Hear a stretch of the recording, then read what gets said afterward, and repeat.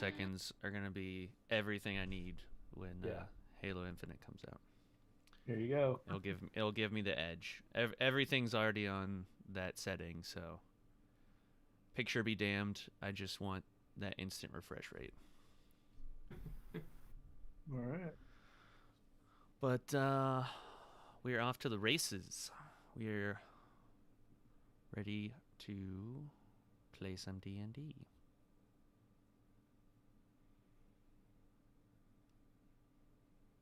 Can you guys talk real quick? Make sure. Yes, sir. Cool. I was gonna say, don't everybody chime up all at once. Okay. I mean, I'm used to you guys being quiet, but no, thank you for chiming in. Okay, so new software tonight. Start with some new fun facts for everybody. And the question for tonight is, if you were going to invent something that would change Morningstar, just how things operate, maybe it's a convenience thing for everyday life, or some sort of crazy scheme that you have, like to get rich quick kind of technology. Just like if you've ever had an idea for a gadget, a gizmo, or if you would come up with one, what would that gadget or gizmo be? What would your invention that would revolutionize some thing in Morningstar for people, what would that invention be? And I guess maybe a little bit more about how it would operate or work.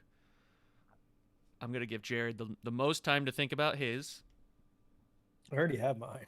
Oh, well then you can go first. So Jared, tell us about Tyrell's All right. gadget. Well, Tyrell, sometimes Tyrell, myself, that guy, pretty bad at remembering stuff.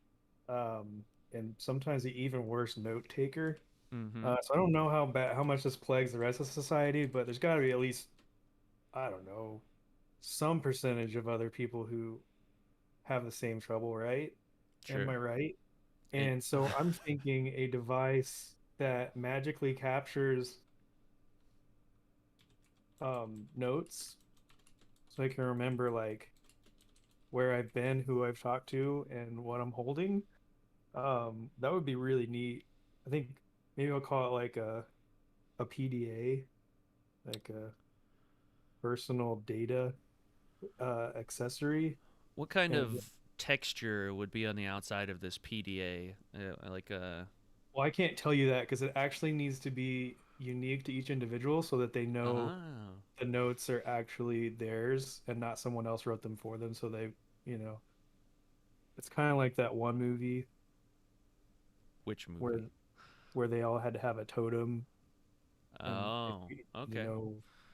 Because otherwise someone could write down that you had 1,000,000 gold, but then it'd be kind of like a dream, and you realize, oh, I don't have 1,000,000 gold because I didn't. You don't think the evidence of you reaching in your pocket and being like, oh, I don't have 1,000,000 gold would be enough? You think that? Oh, I didn't think that I actually existed physically in this campaign. I thought it was all text-based. Maybe we're all just a series of zeros and ones. I mean, that is very true. That was actually where my first idea was, and I was like, nah, I need to make a stupid answer. So there you go. PDA, that's pretty good. I'm sure Detective Easter would make a lot of use out of that. So we'll jump to Kobe next, and he can tell us what Detective Easter's invention would be. Yeah, I'm thinking some sort of way to. It would be some sort of invention where essentially you would drop in like a, one fish and two fish would pop out. And that way you could feed the clan a lot easier. That would be the easiest thing, I think. In Detective Easter's mind, that's the best thing that would happen is a way to easier to feed everyone in the community. So like a hydroponics thing, or like a No, just like a barrel. He would toss one fish in and then pull two fish out. Now we got two fish for the price of one. So like a duplicator. Yes, he would want some sort of duplicator.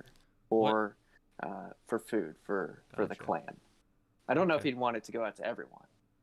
World hunger, that's a big problem. Yeah, so I mean, while the technology behind it may be a bit confusing, but I guess the PDA would have been a tough one too, so I don't know. Yeah.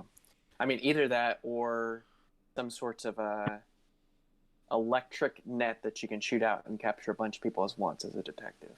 That'd be pretty cool. I already gave you an electric gun. You don't need a net now. Don't Yeah. give Tyrell any ideas. It's like a rope, but it's all connected. There's even more ropes of smaller diameter woven together. Yeah. Ian, how about Soul or Sailor Sun? What's a invention? I think if something I could create that would allow myself to be in a constant state of like sneeze, so I could be like in flux of both of them, so they both can be like active, though it might be like split personality disorder where they're constantly like talking one or the other, but they can still have their memories and know exactly what's going on without having to re-ask and go, now who are you again? What happened? So, something like that where I could just figure a flux of sneeze. Has Soul or Sailor Sun ever tried sneezing out of just like one nostril, like closing the other one, and then maybe just like half of her brain, and then you'd have like one half Soul, one half Sailor Sun, like. You have to keep that side eye open. The pressure's too much and she ends up farting. But she doesn't So she's transform like, when she I'm farts. a lady, I don't do this. Oh, Okay. gross. Yeah. I did write down as my This is profile. waves. I think Sailor Sun needs TiVo. That's what I heard. Rewind back. Oh, what if Sailor Sun just had your PDA? Then it would be like the movie Memento, except she wouldn't have to tattoo notes on herself. She could just keep her PDA near at hand. I think we Would got she something. believe it? I mean, Well, I guess if it was a totem like. I don't know. I don't know. am I think I it's not really the same voice. I don't like the name PDA because then that's just public display of affection. Like that just would be weird. Like every time you make out with yourself, you remember What? something. Every time. A public display of affection could be a very tame hug. It doesn't have to like. PDA gets a bad rap, I think, because in school it's like, oh, PDA can't. But I feel like public displays of affection. Is that one of the rules of the Kuatoa? Is no PDA? Nobody wants to see two fish people trying to make out in the middle of the street. That would be a pretty funny law to put on the books. They call it a sushi roll. The That's Kuatoa are very welcoming and loving people when they want to be. to outsiders too. So they breed with other species. Yeah, I mean, if they're willing. Before we get any deeper, I will just jump over to you then, Josh. What about Tug? What is Tug's invention? Probably a mass way of sharing information. You know, Oof, like man, I really thought you were gonna go a different route. So thank God. well, I don't know where everyone else thought I was going with this. You know, when someone says the word mass, I thought maybe genocide, but Well, we were talking about PDA, so a mass spread of. Genital like- herpes. go on. I'm sorry, I interrupted. That's my bad. Continue, please. You know, like if you discovered something or had a great idea, or even just wanted to talk to like your third cousin twice removed, but you're over here in Edgewood, and they're over there at Dragon or at Giant's Bones, and just a way to send something real quick, and then they can reply, and like maybe messaging, but not so instant. So like Like a sending stone.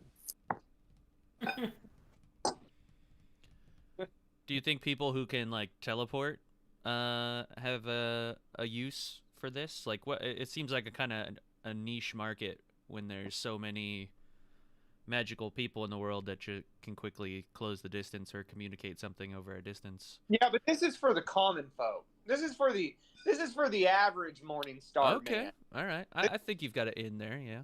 Yeah, like just because our small bunch is magical and granted abilities, think about the everyday Edgewood man who spends a week out logging and comes home and wants to talk to his brother that lives on the other side, like. Do you think they could use one of those PDA devices to send such long messages to people? No. Okay. No. Yeah. Let's not get ahead of I'm ourselves. gonna say it's almost like you could combine a lot of these things into one device. Oh man. Oh, This is like a much more personal type of, like he like sits down and like puts words on a piece of paper or figures and it's delivered to the brother, and the brother receives it and cherishes it and is like back to him. This sounds like a more personal story. Is that more personal than a personal device? It doesn't. Yeah, I'm gonna vouch a little bit on the side of Jared here. He had a name for his device. What's the name for your communication device? United Morning Star Delivery Service. UMDS. That's good. Meat free. The Tundraka had something. It didn't work out so well. We called it the Fox machine, and we would send messages via foxes to people, and they got lost all the time.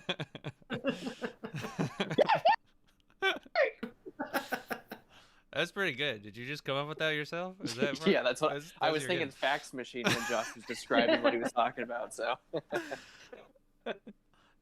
It was some traveling salesman sold the entire Keepers of Justice on the Fox machines, and it just didn't work out for him. There's just it was a big mess. There was foxes everywhere, and still a bit of hard feelings over at the Keepers of Justice about the failure of the Fox machines. Yeah. That's gonna get written into the lore for sure. Perfect. For sure. I know what my first question is going to be when we get to the.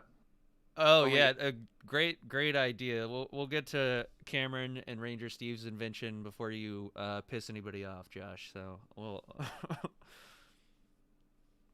don't forget to unmute there, Cameron. I know you got a different mic tonight, not by choice. Yeah, so I've been through some big cities nowadays. Journeying across Morningstar, and I've realized it's sometimes it's kind of tough to just walk around everywhere. So I think it'd be a good idea. You got some carts with some wheels. I think it'd be pretty easy to just have a little machine where you sit down on it. It's got a couple wheels.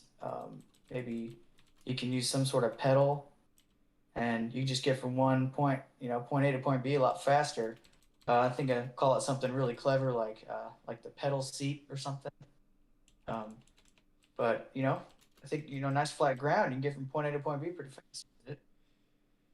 So this would be, I mean, in your mind, so it's man powered. Like the user would provide the locomotion for this to move forward. Yep, you wouldn't have to worry about getting an animal to pull you. Nothing along those lines. It's just a little less work for your legs to get you where you need to go a lot faster. Interesting. So do you see this like taking over horses then? Like horses would become obsolete next to this pedal seat? This is more for just the average pedestrian, I suppose. Getting, you can carry some small loads, maybe something you can typically handle while you're walking. So it's not really something you can carry a lot of stuff with. But if you're just gonna race over town, you need to hit the bank up, something like that. Maybe you're carrying a fishing pole down in the water. Drop a piece of parchment off at the local UMDA. There you go. Stick a playing card in the spokes of the wheel and make it sound like a fart. Yeah. I mean, absolutely, yeah. You can get creative with it. You can tie some tassels on it. Everyone knows, oh, there goes Ranger Steve. He's got Maybe cool horns on the.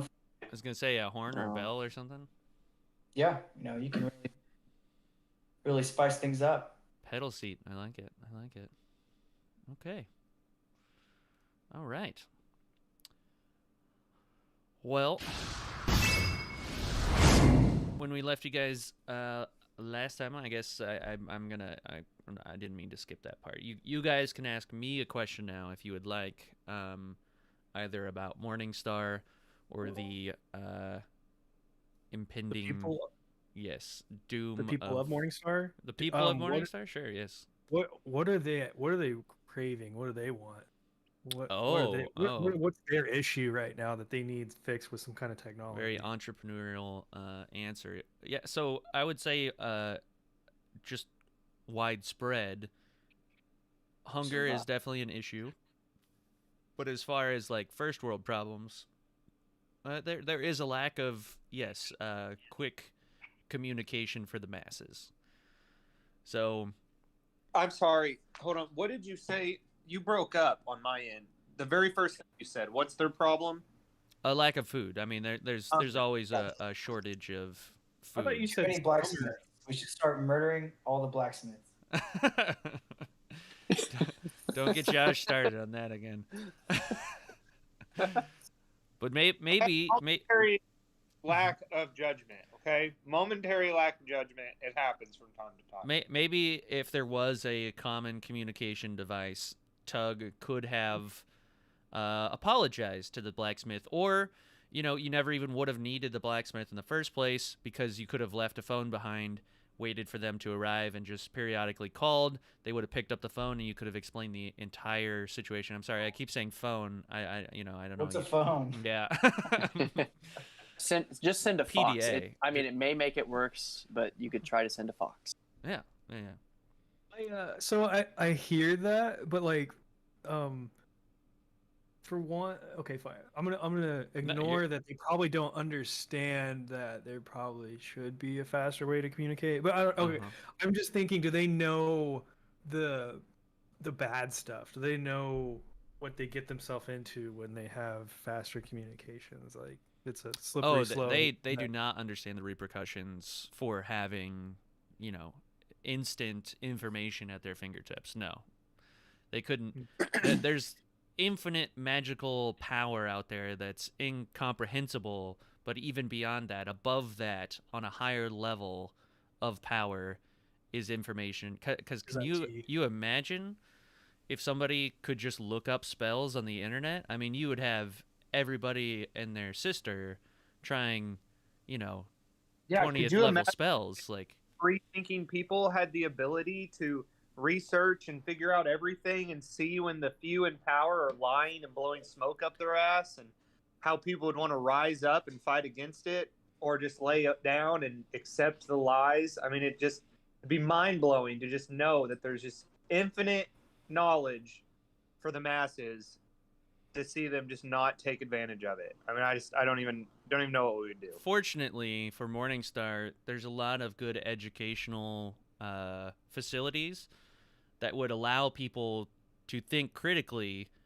and be able to see information and judge whether or not, this information is credible or this information is false. Yeah. And I'm sure it's able to get it instantaneously. It's I'm called sure the Scholastic Book it's Club. all funded by the main power of Morningstar that would definitely not want to educate and teach the masses of something that would not fall in line with what they're telling. I mean, that would absolutely. Who is the overarching governing body of Morningstar? Reading Rainbow. LeVar Burton is. I mean, That's great. I'm not Please. opposed to LeVar Burton being the, monarch, but yeah, sure. Yeah, I'd like to go see the Scholastic Book Fair. Not to motivate you to go to Ember Peak, but we'll just say that LeVar Burton and the Scholastic Book Fair are on top of Ember Peak. So, Not the rest of this mission. We're going to Ember Peak. Well, I need to go. I need to go to the bank and get a little bit more gold, so that way I can get enough books. Yeah, Fun erasers.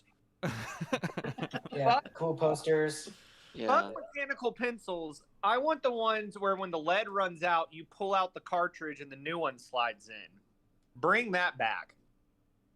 I don't know. Oh, yeah, I got you. I know what one you're talking about now. Well, Yeah, it just had the single sharpened piece of lead, and when it died down, you pulled it out. You know what I'm talking about. it just sounds like you guys have a lot of inventions that you need to share with Nyctanthes. So With your panties. yeah, Yes. yeah, call it that. You'll see where it gets you.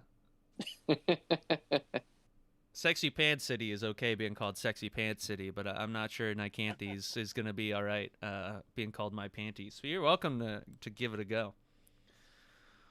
But without further ado, now that the fun facts are over, we will jump into the session. I will stream Tailspire, the brand new shiny program software. It's really nice. Yeah, and you guys can get a look at all your new characters. So here, just for sake of clarity and everybody understanding who they are, obviously Tug, pretty apparent, Blibdoopulip, right here, Kuatoa, fish guy. Sorry they didn't have a blue lobster lady, but that's what we got. Pretend your tits are out. Yeah, Ranger Steve, right here. Oh God, you're scary. Oh yeah, he's. Yellow orc. Oh, you're a half elf. You're a half elf. It was one of the only Who ones burned with the you? ones with a bow. Tyrell, looking pale as always, right over here. That's how I determined who you were. A little vampiric. I like it. Yeah. Big ass ears. Soul, Sailor Sun. You know, got your staff here. Oh yeah. Yep. I thought yours Oh, was yeah. probably one of the most fitting ones. Don't hit on me, fellas. Easter Chandraka back here. You know, you got your hand with the flaming firebolt. It looks like I picked up a piece of Josh's poop right there. That's why you're standing behind him. You're scolding your pet in front of you. And then Joni's back here. Where? Yeah, exactly. He's a smaller game piece. Thanks for picking up on the joke. Yeah. You ruined my joke. But unfortunately, right now the game, and I looked this up because I was driving myself crazy with it. I can't move all of your pieces at once, so we're gonna have one piece when I move you guys as a group that will, you know, I guess signify what you guys are, and nothing better to signify what you guys are is than a giant destructive tornado. So Thank you. yeah, that is your team piece when we are moving. That's will, awesome. You know, simulate the group. So How are you going to differentiate when we run into a tornado monster? yeah, you know, I thought about that when I decided I might just never have you run into a tornado monster, so or an air element. A Tasmanian devil, a Yes. cartoonish Tasmanian devil. 2 weeks, he just can't help it. Like, we have to do a tornado monster. I can't get away from this. Yep. But And then we find out it was just us. yeah, all along. Continue. Without further ado, Big brain shit. we left you guys in the crevasse of Ember Peak, just a little nook, a little cranny. You guys stayed the night. You guys took a long rest. Everybody's well rested. Got your spell slots, got your HP. Everything's at max. You're ready to go. You step out onto the trail from the little campsite that you had established inside the crevasse. And with the light of the new day, you look down the trail, and lo and behold, just beyond the tree line appears to be Nyctanthes. Tornado. I feel so much better now that I finally had a bunch of rest. I feel like myself again. I'm sorry. I went a little crazy, but you know, sleep deprived and you know, just long hours will do that to you. Well, We had a whole night's sleep the night before, so Well, We should in a do bed this Saturday. and an inn. Yeah, I knew I just, you know, I just didn't sleep that well, I guess. I didn't get that much sleep. So I feel better, a little clearer mind, a little crazy there. It happened, so. Well, a new city is a good place for new beginning. Absolutely. I like this guy's mindset here. I would suggest before we get into the city that everyone put their cloaks on. And that you take this time to remove any alcohol or narcotics that may be in your possession and leave them here in the woods. Oh. Yeah, I actually do have some. You should drop it then. It is illegal within the city. Should we just go ahead and consume them real quickly? I mean, I don't want. Go for it. You can do whatever you want outside the city. However, inside the city, it is illegal. You kind of see You would put me in a Joni's. tough spot. You kind of see Joni's shoulders droop a little bit when he thought you guys were just gonna throw all of your drug paraphernalia on the ground. He's just gonna grab it all up. So I'll put on my cloak. You should definitely have a drink. I am good, thank you, soul. However, when we get into town, I can, find you a place that you can find a nice tea or coffee. So, Detective Easter, and I show him what I have, and there are these bottles that just say sleep potion. If you turn it around, there's 3 X's on it. But if I'm showing him that, like, I want to ask him, like, do you think I can get away with this? Because technically, it's a placebo. It makes you think it's just a sleep potion. It's just... I'm gonna reach out my hand to grab one. Okay, yeah, you can look at it. Okay. Yeah, open it up and... it smells like whiskey, and I pour it out. All right. One down, a couple to go. It's your decision. I've helped you out with one. So no. It's your choice on the other 2. Have you ever had whiskey? I had some down. I do not partake of any whiskey or alcohol while within the city limits of Nyctanthes, unless I am in a permitted zone. There are permitted zones that you can partake, but in general, it is prohibited. Can I check them in at the gate, and I can bring them to a permitted zone? Good luck getting them back. Can I look around for my Kuatoa? I mean, there should be 20 of them. They kind of stick out. Your Kuatoa last time were headed to Edgewood, not to Nyctanthes. Yeah, I had 20 of them that are supposed to meet me at Nyctanthes. I would have sworn you said Edgewood. Yeah, no, I sent an army to Edgewood and 20 to Nyctanthes to meet me for because I'm meeting the one person to talk about the trade route, and okay, yeah, sure, that's fine. You So don't see them yet, but you may get into the city and see that they have already or are awaiting your arrival. Right? Guys, anyone else remember that other than me? Like, I'm not losing you did say that. Okay. You did say you were sending No worries. Yeah. a smaller group to come meet you. So. Well, I just expected someone else to be like, yeah, no, he did that, and everyone just sat there silent. He did. Yeah, he did. No, I heard I heard it out of character. My character does not know that you're sending bodyguards. I'm gonna go ahead and maybe take a swig or 2, but dump out my 4 sleeping potions also. But I'm not going to make a big deal about it. I'm just going to kind of walk away after I saw him get all pissy with Tyrell about it. Okay, I'm not going to pour mine out, but I just wanted to go hide them behind a bush, and if they're gone, they're gone, but I may come back and get them later. What bush looks good here? You got something to pick from. Are there any, like... I know we got kind of just trees. I said bush. Is there anything that's kind of short but covery? No, I didn't care to put any bushes in here. Can we pretend? You can pretend that closest tree is a bush. Sure, or is it just really clean cut out here? Did here, they just you know what? just come here and clean? This will. Nyctanthes is very much known for not having any bushes. It's bush free. All the ladies shave. Bush tree. Boom. There's no alcohol. Okay, the one oddball tree. That's where I want to keep it. It won't look out of place. It'll be very. Yeah, no, that's a bush. Definitely a bush. A big bush. It's a bush. All right, that's where my sleep right. potions are. Sure thing. Right off the trail. All right. Nyctanthes is known for the bushiest of bushes. Well, the one, yeah. Well, is that everyone's illegal substances? Yeah, I'm really excited to go. Let's go check this place out. Yes, let's move onward. Ranger Steve remains silent. That's fine. Sorry to out you. Didn't mean to out you. Okay. All right. You're good.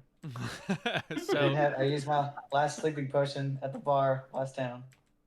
so guys continue down the forest very methodically.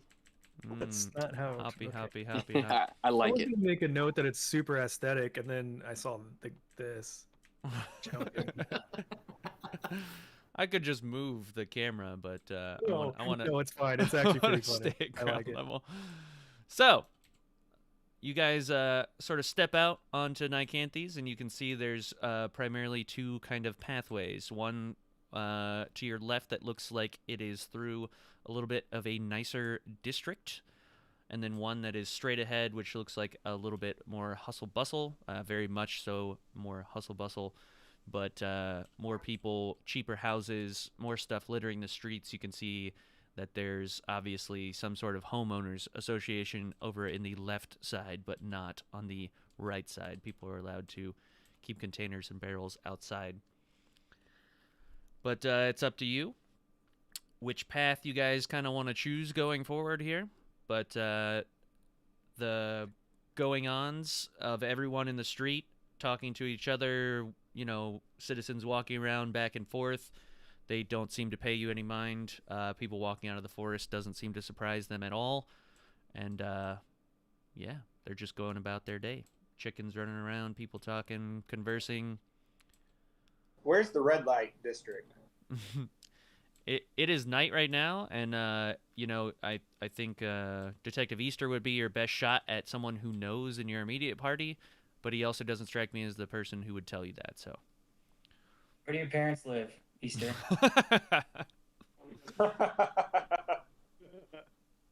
So Christian, the left hand side, you said that's like a less busy area, and I know how to get to.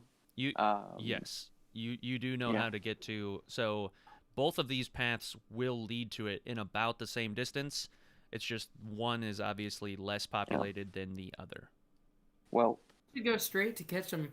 Hear about what's going on in town. let's go on the left-hand side. Take the less crowded way there. Less onlookers to gawk at this group here. Hopefully the cloaks can keep us disguised. We don't want people asking too many questions. Can I just turn to Detective Easter and do like a full from head to toe look at him? This is not working. Because every time I try to put a cloak, tell me it doesn't. Your cloak fits you. He gave you like a XXL. Oh. Okay, I'm down with it. I'm cloaky. Into the crowded side be more helpful so people wouldn't notice us, they just see us walking through. I'd rather us get through without the distractions. You can of see all these people. You can see there's many alleyways too on both sides, so you don't have to travel the main street if you don't like. You can kind of duck into an alleyway and potentially be more, but you already can tell that the citizens, even in your cloaks, are not paying you any mind. It's a busy place. Well, I suggest that we take the less crowded way. However, we can go whichever way you like. It does not matter. We just need to make it to our destination. Hey, you know the place. So Let's do it. secretive. Again. We are going to meet the scale. That is why I'm bringing you here. Tug needs to talk with the scale. You just take. I look around for my Kuatoa again. Yeah, you don't see him just yet. I can give you the names of the streets that you see before you if you think that will help you in your decision. Sure. Do you have funny names that you want to tell us? No, it's just I named all the streets. I look. Do I see a barrel of water anywhere? You don't see any barrels of water, but you know that this city has canals.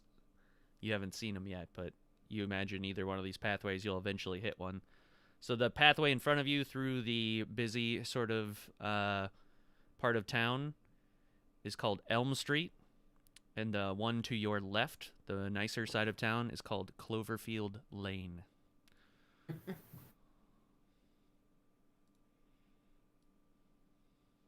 So you can go Elm Street or Cloverfield Lane. Well, Detective Easter, you live here? Yes, and I would suggest we take Cloverfield Lane. It seems less populated this time, less distractions at this point. I'm pretty far from Elm, though. Then let's continue with Elm. Whatever is the quickest. Yeah, this is taking for fucking it.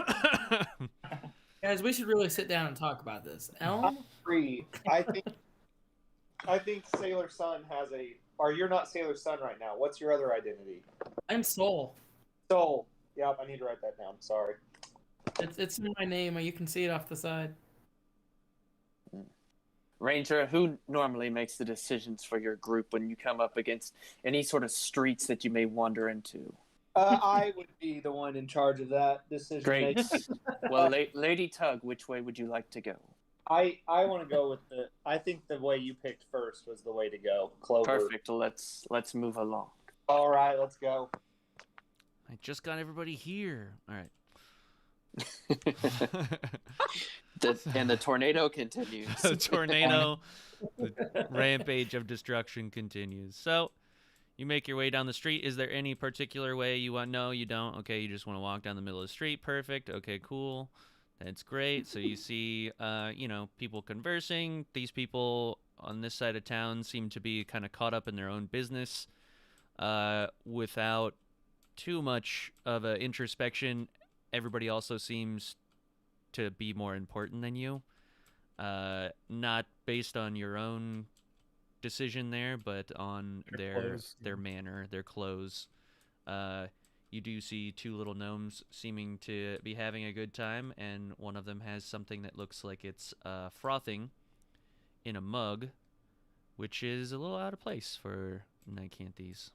I definitely have flashback memories to Billy, and again, a single tear rolls from my face, but it's a happy tear. I noticed the tear, and I just pat him on the back a little bit, and then I start walking up to the gnomes. All right. Can we please not mess with the locals quite yet? We need to get to our destination, Tug. It's too late. I'm already engaged. So Tug, as you approach the gnomes, the little fella who's drinking kind of stops his merriment talking to his friend and kind of holds the mug behind his back. He says, "Top of the morning to ya." Top of the morning, isn't it a tad bit early to start cracking the tabs open? Whatever do you mean? I have no idea. I just turn around. I just walk back. Kidding? Farewell, stranger. I give him a call. I give him a wave. I don't mean that. That's just. We haven't found your U.S. Postal Service yet. He sort of tips his hat with his little baton, and you see a cat underneath his hat. You turn around and you see before you an enormous, what looks like a diamond here in front of you. And Detective Easter tells you that this is the jewel of Nyctanthes. This is the theater, the world-renowned, highest-grossing ticket sales, sellout shows of any civilization across all of Morningstar. Super bougie, God. hard to get tickets to, but there is no greater public audience than the Jewel of Nyctanthes. And just beyond the Jewel of Nyctanthes is the Hall of Justice.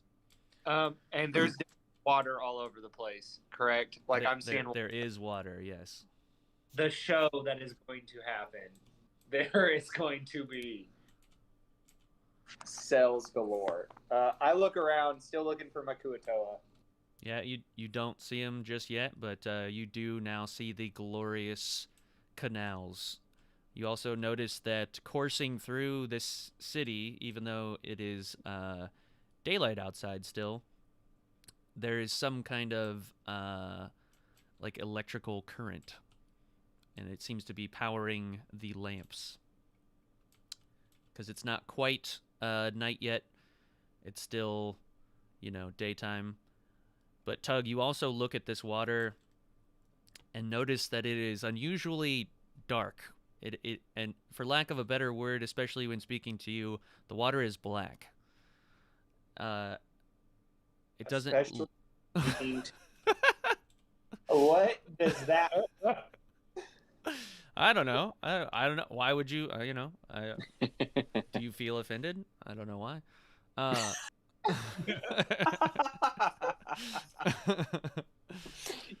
He attacks the water. Yeah. But it doesn't look the most refreshing is all I'm getting at. The water, it appears at times in areas to look more tar-like than it actually does appear to be fresh water. You can see that obviously to your kind of west there is more fresh, seawater, but not necessarily fresh water. And there is some sort of sewage or something that is mixing with the seawater, causing it to turn this sort of grimy color and texture. I'd like to try to usher them to the bridge. Sure. I just want to point out to Detective Easter how horrible this is. Like, you're just like, you're destroying. It's disgusting. Well, that is one of the things that you can bring up with the scale, and perhaps we can have somebody look into it. Maybe your Kuatoa could help us clean the water. We're not against it. I mean, we're about helping people and bringing the love and compassion of Blibdu Pullup to all who are willing to accept and the message. And what message is that? Love, companionship, good things. How general. I heard the same from somebody given their fortunes on the street. Yeah.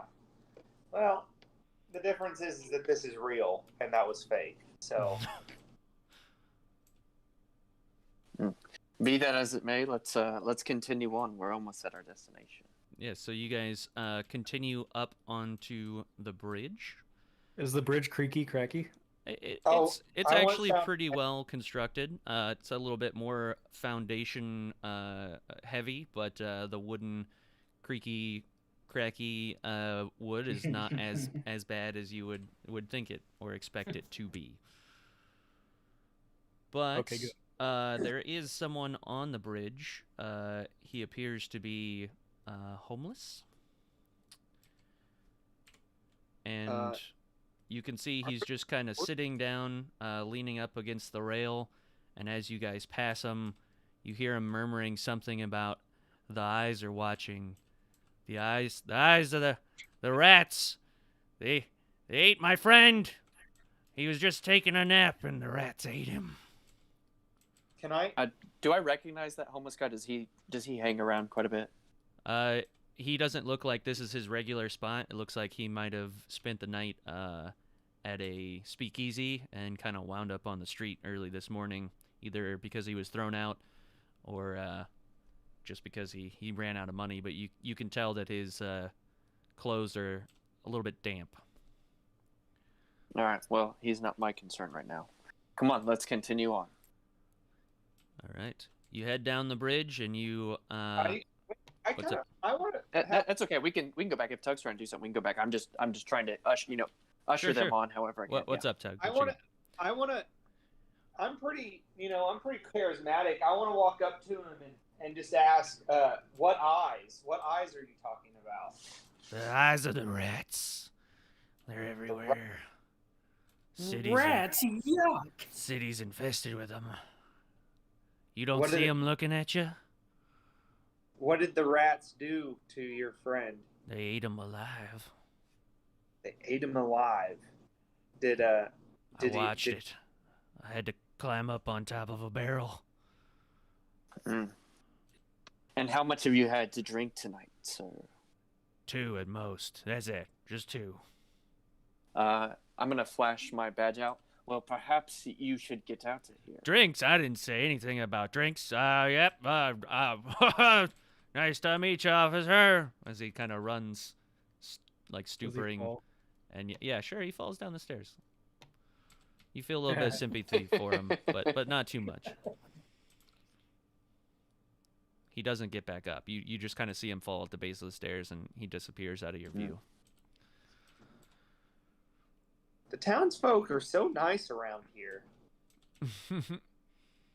But as you turn around, finish your way down the bridge, and continue, you can't help but notice the rather gaudy manor that is to your right.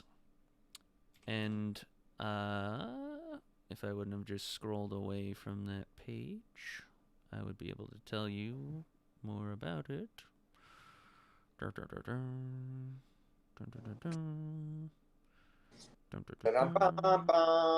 Loading screen. Yes. So, is this not the Hall of Justice? no, this is Oh, I thought the that was the distance. Lampranthes Manor. It Okay. is host to Queen Lillian Lampranthes.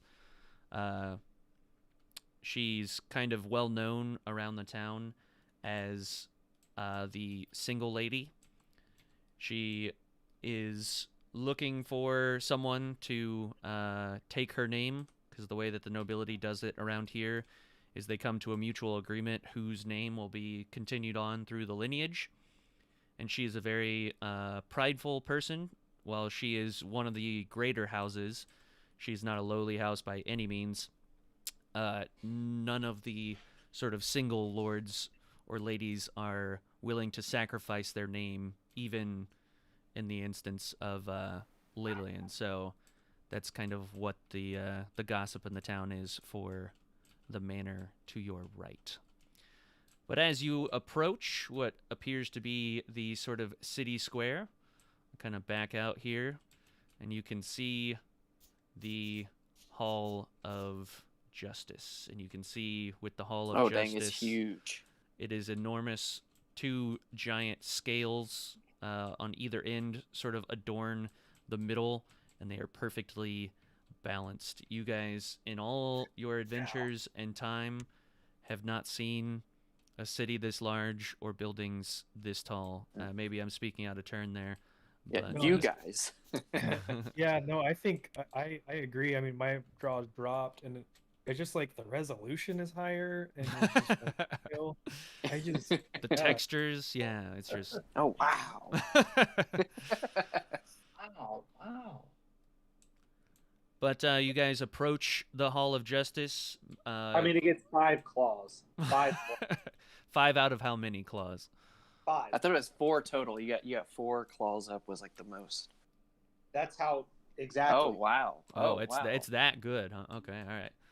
But you guys continue into the square. You see, a wider population, more of the town sort of spread out in front of you. Most notably, in front of the Hall of Justice appears to be the mainstay of justice instruments. Lots of nooses. But no one appears to be getting hung today. Detective, how often are those used? I don't know, but it's exhilarating, isn't it? Just to look at them. Christian, how often would you say that people are hung in the city? So public executions are not really all that often of a thing because of the way that the justice system works. Most of the justice is dealt out on the spot by the Swords of Justice, the 3 different Swords of Justice across the city. So the beat cops kind of report to the Swords of Justice, and the Swords of Justice, if they don't deal with it themselves, deal with it right then and there. So the only people that get publicly executed are people that go to trial and are sentenced to public execution. for drinking. Well, it happens time to time, Soul, but it's not every day. We are a civil society here.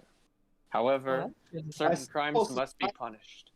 A civil society who has 3 swords of justice that just deem out their righteous damnation without a trial or... Well, sometimes justice is swift. And blind, apparently. Justice is blind. We prefer it that way. Blacksmith. it is interesting seeing Tug talk about I'm morality, trying to see if any, because Tug always is his volume's on 11 or 13. And I don't see if anybody is looking around. It's just an echo through his armor up top. Oh, is his cloak soundproof?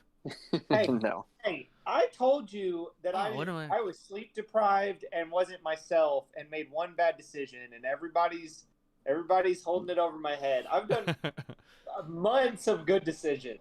One bad decision. All it takes. Yeah. Could have been doing sound effects this entire time. Awesome. That's awesome. Like, already. All right. 6 out of 4 claws. 6 out of 4 claws. So, yes, now you start to hear the hustle and bustle, and even with the level 11 Tug vocals, his voice is lost in these crowds. There's any number of crazies shouting and saying obscenities or spouting their religion all across the city, so Tug surprisingly blends in here quite well. Any gnomes shouting about Helm? No talk about Helm as far as you can tell. Okay, good. All right, but, good. We just want to make sure. But you do kind of glance over to the right. The where righteous voice of Blibdupuluk cannot be drowned out by any amount of the non-believers. Gotcha. I would just like Detective Easter is a little reluctant to share with Tug that just to the right of the Hall of Justice is the Great Convergence, where a shrine essentially is built to a collection of gods where anyone of any faith can go and worship all in one nice, convenient place. But you guys walk up to the Hall of Justice. The front doors are already open. Wait, so did he share that or did he No, not? he didn't. He was reluctant to share it. I just wanted to drop some information. But he mentions that there's a chapel, so to speak. So there is a figure standing right in front of you. Detective Easter, you recognize this figure to be Detective Perkins. So he's kind of dressed in rather bland clothing, in a cloak not all that different from your own, and he is a familiar face. And he kind of greets you and says, Detective Easter, I see you Hello, returned. Detective Perkins. Yes, I have made it back from Welcome. Edgewood. We have been awaiting you. Perfect. Then let us not waste any time. All right. Before we enter the Hall of Justice, need everyone to make a D20 survival check on top of a perception roll. Oh, well, I got a natural 20 on my roll, and for the survival. All right. And is it our passive perception or just a roll on perception? Roll on perception, but if Gotcha. it is higher I'll roll. than your passive perception, you can take that roll, but if it's lower, stick with your passive one. I'm going to Okay, use the then restroom real 18. quick while you guys get your rolls. But 18... Love the aesthetic background of all this. My passive perception is super high. I took a feat to make it higher, so that's why it's stupid high. Did you say everybody, or is this just for detective? No, it's for everyone. We're all making some sort of check here. What was it? I like the candles in the background. Those look pretty cool. So you have to do just a regular survival D20 check. I don't know. He didn't say if it was like Constitution or something. Just a survival check, and then make a perception check, which is your Wisdom modifier. Oh, okay. I didn't hear it was And- zero. Okay. And if your perception roll, he said, is lower than your passive perception, then you can use your passive perception. Really good both times.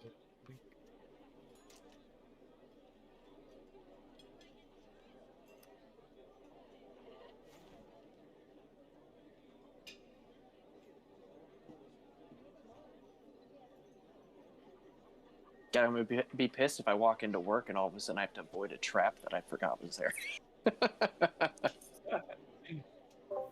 Oh, sorry, forgot there's a trapdoor, you guys. That you put in. That I put in. I forgot about it. Okay, so what we're rolling for? He said he said a survival check first, and then a perception check. So perception is underneath wisdom. So you could add your wisdom modifier to that. And if you're proficient in the skill of perception, then you could add your proficiency bonus to it. So what do you get to add to your saving throw? Nothing or dexterity? I don't know. He didn't say. He just said just a D20. Yeah. All right. What'd you Okay, get? well then I got a 17 on both. So this will be easier. Did anybody critical fail on the survival check? No. Did anyone roll a nat 20 on I did. perception? Oh, Okay. I rolled it 20 on this the survival. I didn't get a nat 20, but I got a 24 total. Okay. If there were no nat 20s, nothing transpires. And you guys Okay, I got a nat 20. you guys see the doors in front of you open into the hall. Would we have been of smacked justice. by the doors?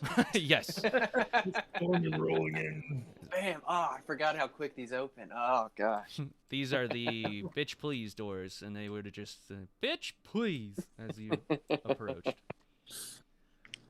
But stepping into the Hall of Justice, Tug, much to your great satisfaction, what adorns most of the pews but the exact number of Kuatoa emissaries that you sent, which was what number?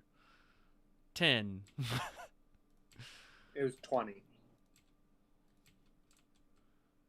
Oh, then 10 died. Yeah, they could have. Yeah. The sun is bright. No.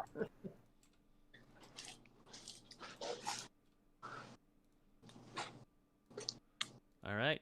20 Kuatoa, which are hiding behind the seats, but you can see them there. So yeah. they sort of turn, and you see all of them put both of their hands up into the air and kneel down, praising to Blibdu Pulip. I raise my claw, and I call out, "My children, my heart swells with joy at the sight of your gorgeous faces. I am so blessed to have you here with me. Thank you all for making this journey, and know that Blibdu Pulip will be with you always." So, in unison, they all chant the words that you had entrusted to them. They all say, praise Tug, Chaos Mage, wielder of Jane's Bane, and savior of all Kuatoa. Their voices sort of echo throughout the enormous hall.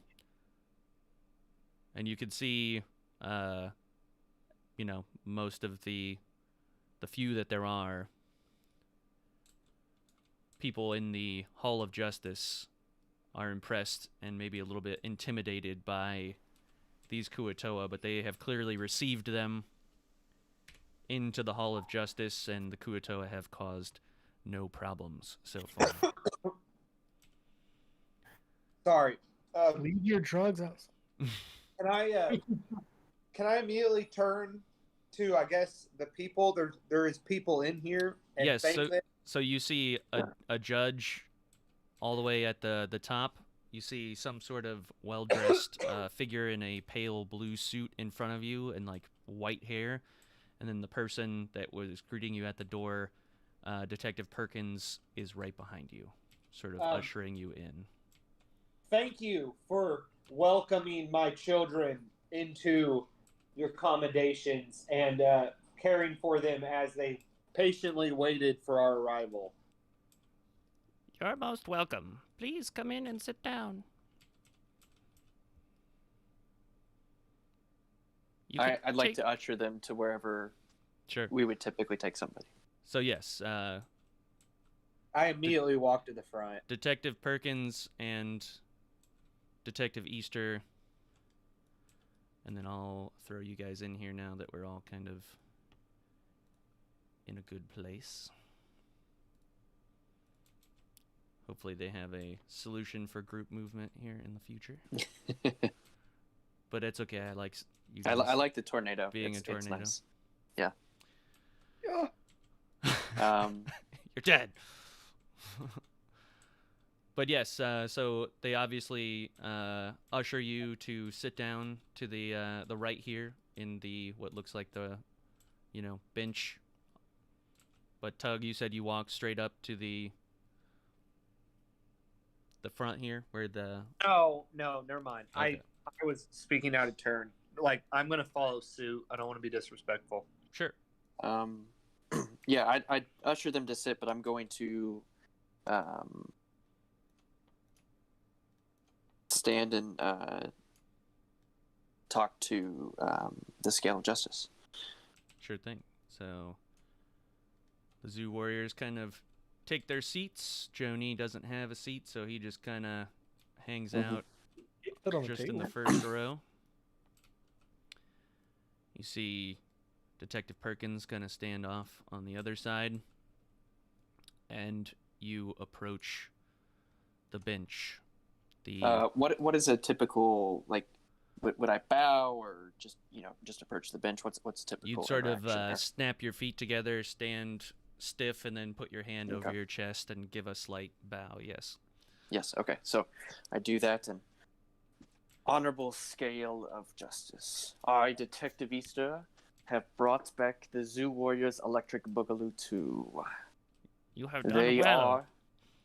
Thank you, Your Honor. However, not all of them are a member of this clan.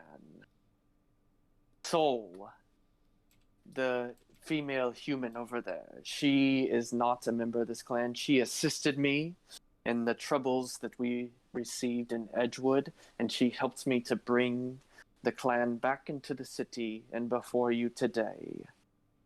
I have, on my honor, told her I would help her to become established in the city if she should so wish. And my honor as a Tundraka, I shall see that to be done. The other members here are Tug, the Genasi, the claimed Blib du pull-up of the Kuatoa that you see here in front of us. We are most There's also the interested in human. meeting Blib. Yes. We have also Ranger Steve, the human. And we have the Shadarkai, Tyrell. The remaining members of the Zoo Warriors Electric Boogaloo 2 are no longer with them. They've either died or gone missing in Lambrose Forest. My condolences, Detective Easter. I know you are looking forward to discovering more of the background of the criminal known as Coconut through this Billy Banger, who is known to join this group.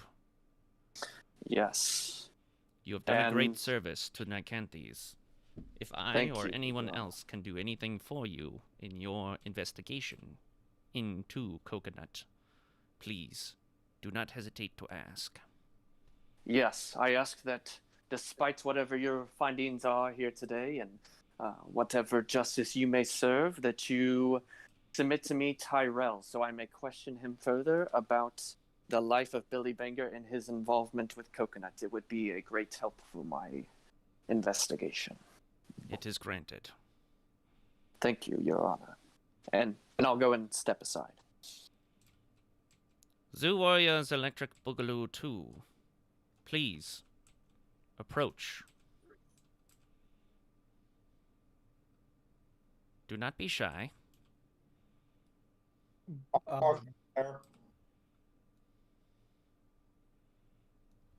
The rest of you staying put, or is it just Tug that's I'm going looking at Ranger. Get up and hang back. Although at the same time, I'm feeling like back here, I feel more like a traditional. I'm on trial, so now I'm kind of feeling like, maybe if I'm allowed to go to the front, I should. Yeah, I'm gonna shake my head like they should go up, and Okay. maybe that. May I speak for all? when I say we are not accustomed to your ways. Please forgive us of our ignorance. We mean you no disrespect or belittle of your courts. No And I insult looked was over to done. see if he read that off of his hand. It's written on the claw. He should have had the PDA. He should have had the PDA. Okay. Are the other? I look back at the other two. They're still back I'm there. gonna go Sergeant. forward too. I don't Alright. know why, but I'm going to. Sure thing. Yeah, I mean, yeah, I'll step up. I have been watching you with great interest. Your journeys all the way across Morningstar. I've even had an agent follow and keep tabs on you ever since your escapades in Giant's Bones. You Good, see, Tony. you see this man behind you, Detective Perkins. You may know him as Tony Perkins. Damn it. He's our most decorated detective and willing to go to any length in order to achieve the task I had set him. I am absolutely overjoyed. Like I'm shaking. Like it's a noticeable like I turn around like eyes wide. Like he can see it. Like I'm just so happy at this point. So you turn around and he sort of unveils his cloak and you see that through the pants on his legs, he still very much has two peg legs. He is missing one arm, and he did Oh, well God. enough to conceal that he is scarred and burned lips. You just hadn't seen him out of character and out of sort of his typical scenery, walking in and out of existence. I'm a little saddened, but still, like I give him the finger gun, and I'm like, Tony. You can see that he is not his typical cheerful self, and he just sort of stone cold looks at you and doesn't really even acknowledge that you gave him the finger guns. He just sort of puts his one arm behind his back and stands at attention of the High Justice Ginsburgh. I'm a little saddened, but There's no cheerful disposition. There is no grand welcome. There's no high-pitched, happy-go-lucky excitement to see you. It is unusual to see Tony in such a way. But High Justice Ginsburgh turns to you all and says,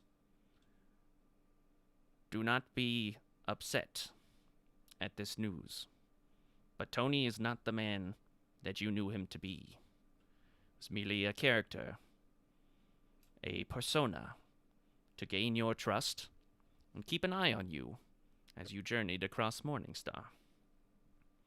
I will leave it up to Mr. Perkins, Detective Perkins, to inform us more of his tabs on you, for he is the one that summoned you here." Thank God Billy's not here. He likes this at all. hey, all I gotta say, being nice to the weird kid always Oh, man. always pays off. Being nice to the weird kid. Billy would be shaking in his boots right now. So you see Tony approach the bench off to your left, and he sort of pulls out what looks like a bunch of paperwork, and he sort of very formally addresses the scale of justice, High Justice Ginsburgh. He says, in a very clear and unmelodic tone, "The individuals you see before you, the Zoo Warriors Electric Boogaloo 2, and the Kuatoa behind you belonging to Blibdu Pulip, stand accused of 17 individual accounts of assault between my persona Tony, citizens of Deepwood, Frogspear, Chode, and Edgewood. 11 accounts of second-degree murder, various citizens of Frogspear, including Orcus the Pawn Star, 3 accounts of first-degree murder. Hob, savior of the trident. Ra and Bow of the restless knights. 4 accounts of possession of illegal magical items. Crystal ball of true sight, sovereign glue, 9 live stealer sword, and dimensional shackles. 1 possession and distribution of illegal drugs and to a minor. The witch's inhaler to Joni the kobold, who also stands before you now. 3 accounts of aiding and abetting known criminals, Jaspier, Billy Banger, and Coconut.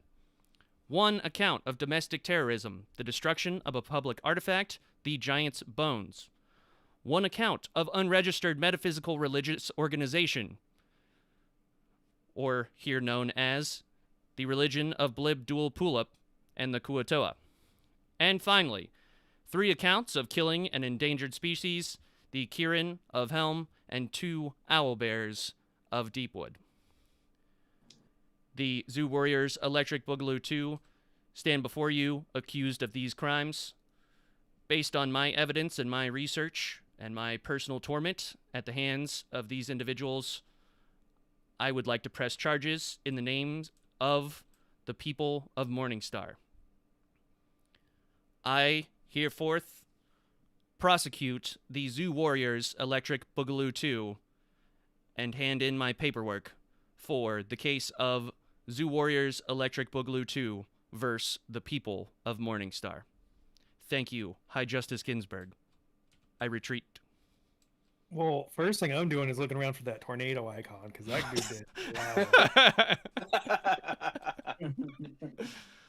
Wow. I am a little disturbed to hear such aggressive things being. Man, I just totally forgot the word I'm looking for. I mean, like Accusations. Thank you. Just gone. Especially coming from one that I quite cared for. I think there has been some drastic misconceptions here. One would be, who are you quite calling the Electric Boogaloo 2? For there is not a single person here who would qualify themselves as part of that group. I would say that there was one individual who came up with that, and he no longer is here.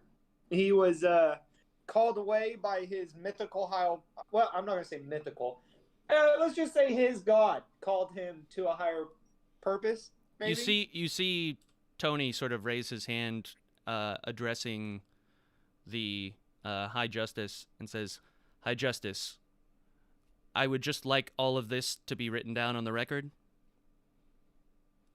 You see the High Justice nod to him as if it's already been done, like there's been a live recording of everything that's been said. I'm fine with that. Yeah, I feel okay because I know there's no PDA yet. She says, please continue. Yeah, and I think we need to go through this count by count. So what's the first count here? What are we being accused of? Detective Perkins has very much made his accusations clear and charged you with these accounts. Yeah, account number 1. You will have time to go over these accounts, as well as the list of defendants and witnesses to your crimes. All of this information will be given to you. You will be given ample time to build your case and defend your stance. Well, as long as you're, it's going to give us some time to prepare. Okay. There is an order to all of this. Well, you will be tried. Some cases may be thrown out. Others may stick. I was told about the 3 swords, so I'm, forgive me for being a little zealous, but you will be made aware of our laws. By no means will you be given any disadvantage, but you will be left up to your devices. You have at my disposal the entire library of the Keepers of Justice and our laws. Behind me, behind each door, leads to the same room of my personal library. I will grant you access to these, as well as a mysterious benefactor that has been hired on your behalf. You sort of turn around and you see the man in the pale blue suit, very well dressed, very slender, sort of step out from the pews and approach. You could see he's wearing some sort of like all black mask that hides his face. And you see Detective Perkins sort of give him a smug look, but he approaches. He says, "How's it going? I've been hired by a mysterious benefactor to help you in your case. My name is William White, undead attorney at law." Undead attorney at law? "That is correct, sir. I am an undead White. It puts myself at a certain advantage here in Nyctanthes, seeing as anyone accused that joins to defend the accused party matches the sentence of said accused party. So being an undead guy gives me quite the advantage, seeing as I can't be killed. I have the most wins of anyone in the city. Your benefactor thought it would be a good idea for me to come and help you out." Well, you had me at undead, so welcome aboard. He sort of gracefully bows and puts one hand on the chest and the other one out to the left side. You just had me at I'm here to help. Yeah, can I step forward and raise my hand? No, we're still pissed off at Detective. You can. I don't even give Detective Easter the time of fucking day. Fuck him and the Detective shoes- Easter, you have your audience. Please continue. Thank you, Your Honor. I would like to move to dismiss Soul from this case. She is not a member of this clan, and she has only been a help to me in my age. She does suffer from a personality disorder. However, she seeks to find a cure for that. I do not see her as a member of this crew. Can I go sit down now? Soul, if you do not wish to stand with these people, I will take it upon the word of Detective Easter that you were merely a bystander. Oh, great. Yeah, my feet hurt. You may be called upon as a witness for your involvement in certain instances, but by no means are you held accountable unless you wish to join the defendants in Sure, I their don't know how petition. much help I'll be, though. So you Okay. do wish to accept the punishment of the defense if you were to be, on all accounts, sentenced as guilty. I guess I have to if I did is- such a... Your Honor, she suffers terribly from a split personality disorder. She is not speaking well on her behalf here. Might I suggest, Soul, that you back away from this case and agree to stand in as a witness? You have no countenance with this clan, and you should not serve an unwanted justice if it should be served. I just shake my head in agreement and immediately start to go to just sit down with my Kuatoa. I don't think you're gonna be allowed back there. So you go forward and you see that who rises to cross your path but Tony himself. I just give him a big hug. This dialogue go. It's a bear hug. I'm just so happy to see him. I whisper in his ear and I go, "I know you don't mean it." He doesn't acknowledge or nod or anything. He just stands there. It's fine. It's fine. As I like let go, I take my finger and just like run it down the back of his ear, kind of very sensual.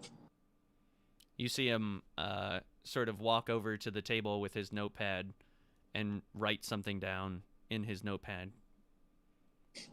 And he sort of turns back. Yeah. That's going to be an assault charge. Can I usher Soul into a seat in the pews, and I'll sit next to her? Sure, if she's not going to fight you on it. Thank you so much, DE. Let's go sit down. I'm just going to look Tony dead in the eyes and huff real big and turn around and go back to the group of people. All right. Tyrell would also like to plead for a case of being a standby. If you ask either of the two next to me, in most cases, they didn't even know I was around.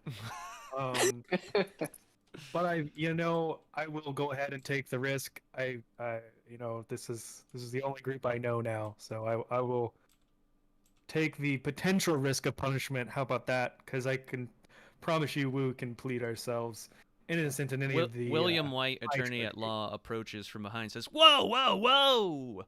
My defendants, they've said enough. All right, we're gonna count our chickens here. If you would excuse me, High Justice, all honors to you.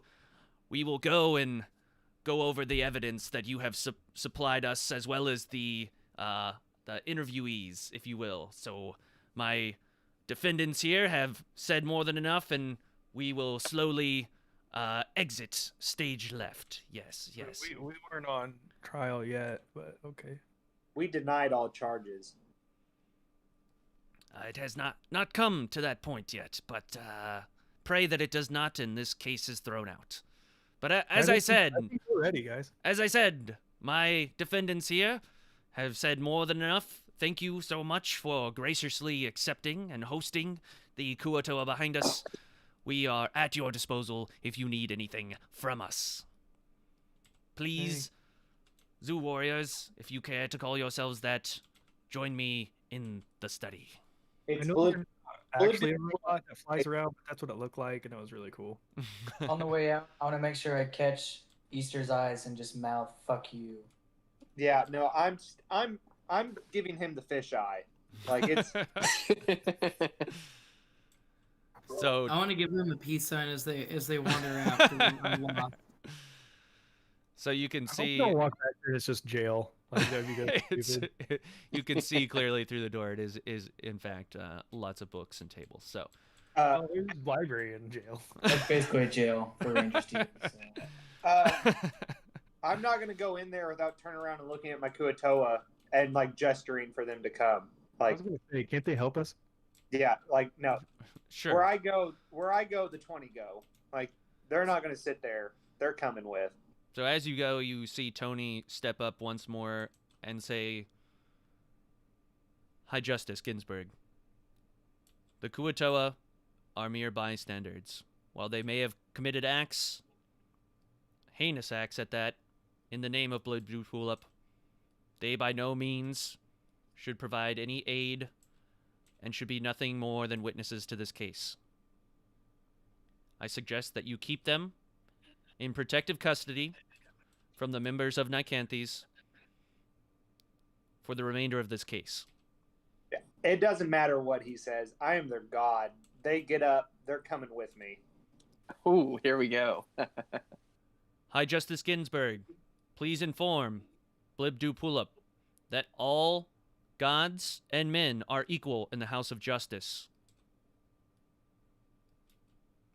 She sort of looks over at you, like, eyebrow raised. I mean, I don't understand. You've yet to. It doesn't matter. They still come with me. I don't even have to tell them to come with me. This isn't me having an argument with them. Like, I'm a god. High Justice Ginsburgh, I have studied these criminals long enough to understand that when the fish-faced fucker looks at his friends, that he means them to come with him.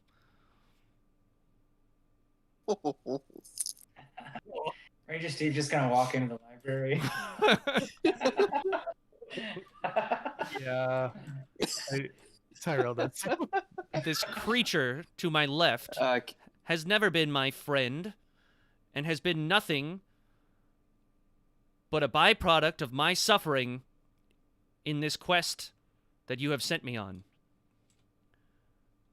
I will do everything I can to prosecute them to the fullest extent of the law. I mean, you wave at you- Tug from inside to be like, he's already like trying to like in my facial expressions and not really say anything. Like, hey, dude, like there's something wrong with that. That either that's not really Tony or like there's like what he said doesn't even make sense. So let's go. And I'm gonna motion to him for just to keep going. Like, you're doing good, bud. Keep going. No, I don't think no, I'm going to argue this either in gameplay or out of gameplay. It doesn't matter. I don't even understand how there's an argument here. I am a god to these people. If I turn to them like I want them to get up and come, they are going to get up and come. Like they would have to kill them to keep them from coming to me. So I don't even understand why there's an argument here. All I did was turn and look at my people, and they stand up and come with me. How are you communicating that to the people then? I don't have to communicate to them. Like, you're not underwater. They are 20 ambassadors who came because we were told that they were coming on a trade, like on a trade deal. So they're here under the protection of this government, and their god is being sent away into another room, and he turned and looked at them. They are immediately going to stand up and follow him. There's no dispute. There's no argument. I didn't have to say anything to them. They're here for me. I just don't think that translates to you looking at them and them knowing exactly that you want them to follow you in that room. Oh, they're here. Like, I'm their god. They would do anything as soon as I come. They would do anything for you, but you haven't said anything. I turned and looked at them. That's good enough. As Dungeon Master, I do not believe that looking at them is enough for this situation. You're more than welcome to do something other than look at them if you would like, but I just don't think that you turning and looking at them, I mean, it could mean anything from, hey guys, everything's all right, to, hey, stay put, it'll just be a minute, to ravage the entire place and kill everyone. Like, I don't know. Yeah, but like, think about every story of royalty or godhood that you've ever seen in your entire life. If there's 20 people that are here to see, here to be with the royals they don't need to be told anything. They understand that when this is who I'm supposed to be with, this is the reason I'm here. He's leaving the room. They stand up and go with them. There doesn't need to be contact or words passed. Like, I'm leaving the room. They stand up and come with me. You feel a hand on the back of your shoulder from William White. He says, "Time to go, brother." Well, so, I mean, Josh, it sounds like Christian's saying that you can order them. And he's saying that your telepathic communication is not in the water. I'm very aware of what he's trying to tell me, but I stand by. Do any type of historical fact check on what I am saying. I don't have to tell them. You can. I'm leaving the room. They should stand up and come with me. You can stand by your decision, and I made it very clear that your decision, the way you're going about it, they are going to stay put. That's fine. I don't want to waste any more game. I mean, stubbornness will never be the DM rule. That's all I'll say. It's Dungeons & Dragons. Okay, so you guys enter the room. The doors stay closed, or they close. And now we died because we didn't bring a Kuatoa, Christian. What the? Then you're all instantly murdered. I don't think that's how that would play out. Are you sure? Looks like Joni, just a minute. He sort of reluctantly turns around. Please come back up here to the front. Your Honor, I apologize. We forgot the kobold. So he's sort of like wringing his hands nervously. I am not sure, but this one seems to be a bit of the pet of the group. They discovered him in Lambrose Forest. He belonged to a dragon who lived in Lambrose Forest. He seems to be like a kitten, just figuring out the world. But however, he needs to learn that curiosity can kill the cat. He sort of looks up at you and kind of looks over at Ginsburgh. He sort of motions to you and he says, "So, am I good to go, or?" Your Honor, what are we to do with the kobold here? much as you have vouched for Soul, you may do so with this kobold. As I said, Detective Easter, I trust your work and your word. Well, why I see him as a pet of the Zoo Warriors Electric Boogaloo 2, I do not know if he had been involved in any schemes that they had allegedly done here. Detective Perkins, have you seen this kobold accompanying the group? The kobold joined them shortly after I lost them in the forest in their endeavor to the Emerald Dragon. He's rather new to the party and does seem as if he is a bystander, although I do suggest that he stays on site as a witness to these crimes. Then, Your Honor, I shall ask that he, for now, be released to stay with Soul. That can be done. Soul Thank you, Your Honor. and Joni the kobold, you are hereby free to go about the city. Stay in mind that you cannot leave the city until this trial's conclusion has come to an end. Oh, okay. I mean, I'm excited to see the city. You may be called upon as a witness to the crimes of the Zoo Warriors Electric Boogaloo 2. These crimes could potentially implicate you as well. So please take any necessary precautions, hire any legal advice or professionals that you may need to protect your well-being. Detective Easter, I know this is a rather difficult case for you. You were expecting Billy Banger, and I do not wish to tie off any loose ends. You merely did what you were told.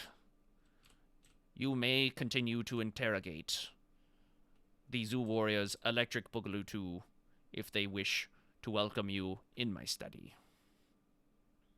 Furthermore, if you would like to defend them in any manner, you may also do so. I give you permission to act as both prosecutor and defense alongside either side. Judgment is yours. Thank you, Your Honor. But for now, I think I shall put up Soul and Joni in a good spot and make sure that they are established here in the city. For on my honor as a Tundraka, I gave my word to Soul that I would see that she is at least taken care of and put on her feet in the city. There are rooms for you at one of the local taverns. Just across the street, you will come to a large building with a hustle and bustle. There are three bunks, for you, Joni, and Soul. I know you live with your Tundraka clan, but I would require that you keep a close watch, and stay in the proximity of both Soul and Joni until this case has concluded. As you wish, Your Honor. All right. And I'll step out and usher Joel or Joni and Soul to accompany me. Cool thing. All right, let's go. Good luck, guys. Have fun. We'll run you guys over to the tavern real quick and then jump back to them. So yes, you make your way across the street. The doors open and you are met with quite the sight. A bard is standing and jamming out on the table inside. Obviously, they sell root beer here, non-alcoholic, but everybody seems to be getting along just fine without any alcohol. This is no surprise to Detective Easter, but Joni is a little let down. But even his spirits are lifted at the prospect of not being taken into custody, not being accused of all these horrible crimes, and allowed some entertainment and rest. So, Shall we find a table? Of course. Yeah, sure. I'm in the mood for the most rootiest of root beers. Great. I'll order. Yes, 3 root beers, please, and I'll take a helping of fish. Would anybody like something to eat? It is on me. I'll have fish. You see Joni just sort of eagerly nod. So Joni, Three fishes and 3 root beers. What's the kind of fish that we have here? the Does it come white- from that Black River? White bass. Oh God. the bartender has no problem. He acknowledges your request and immediately gets to work on it. We'll drop. Well, Joni can just stand on the table. How about that? If I can get him up there. You don't have a booster seat? No booster seats in here now. How much gold is that? So he sort of brings it over, and without even speaking, he sort of knocks on the table and says, like, points at the house. He says, "On the house." Thank you. So you Thank you so much, DE. bring the fish and root beer over to the table, and we'll jump back over to the other group.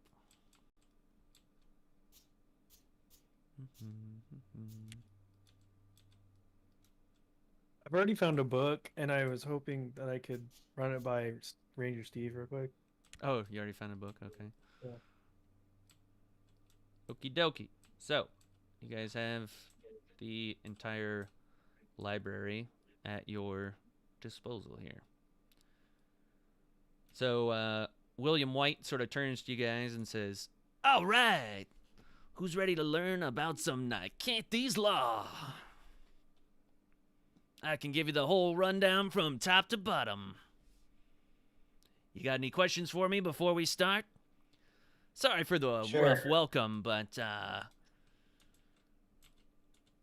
there's no real Why are we- stopping the scales of Why are we justice." being prosecuted by Nyctanthes? The rest of the world goes by their own laws and justices. Why have we been brought? Nyctanthes kinds of sees themselves as a bit of world police, if you catch my meaning.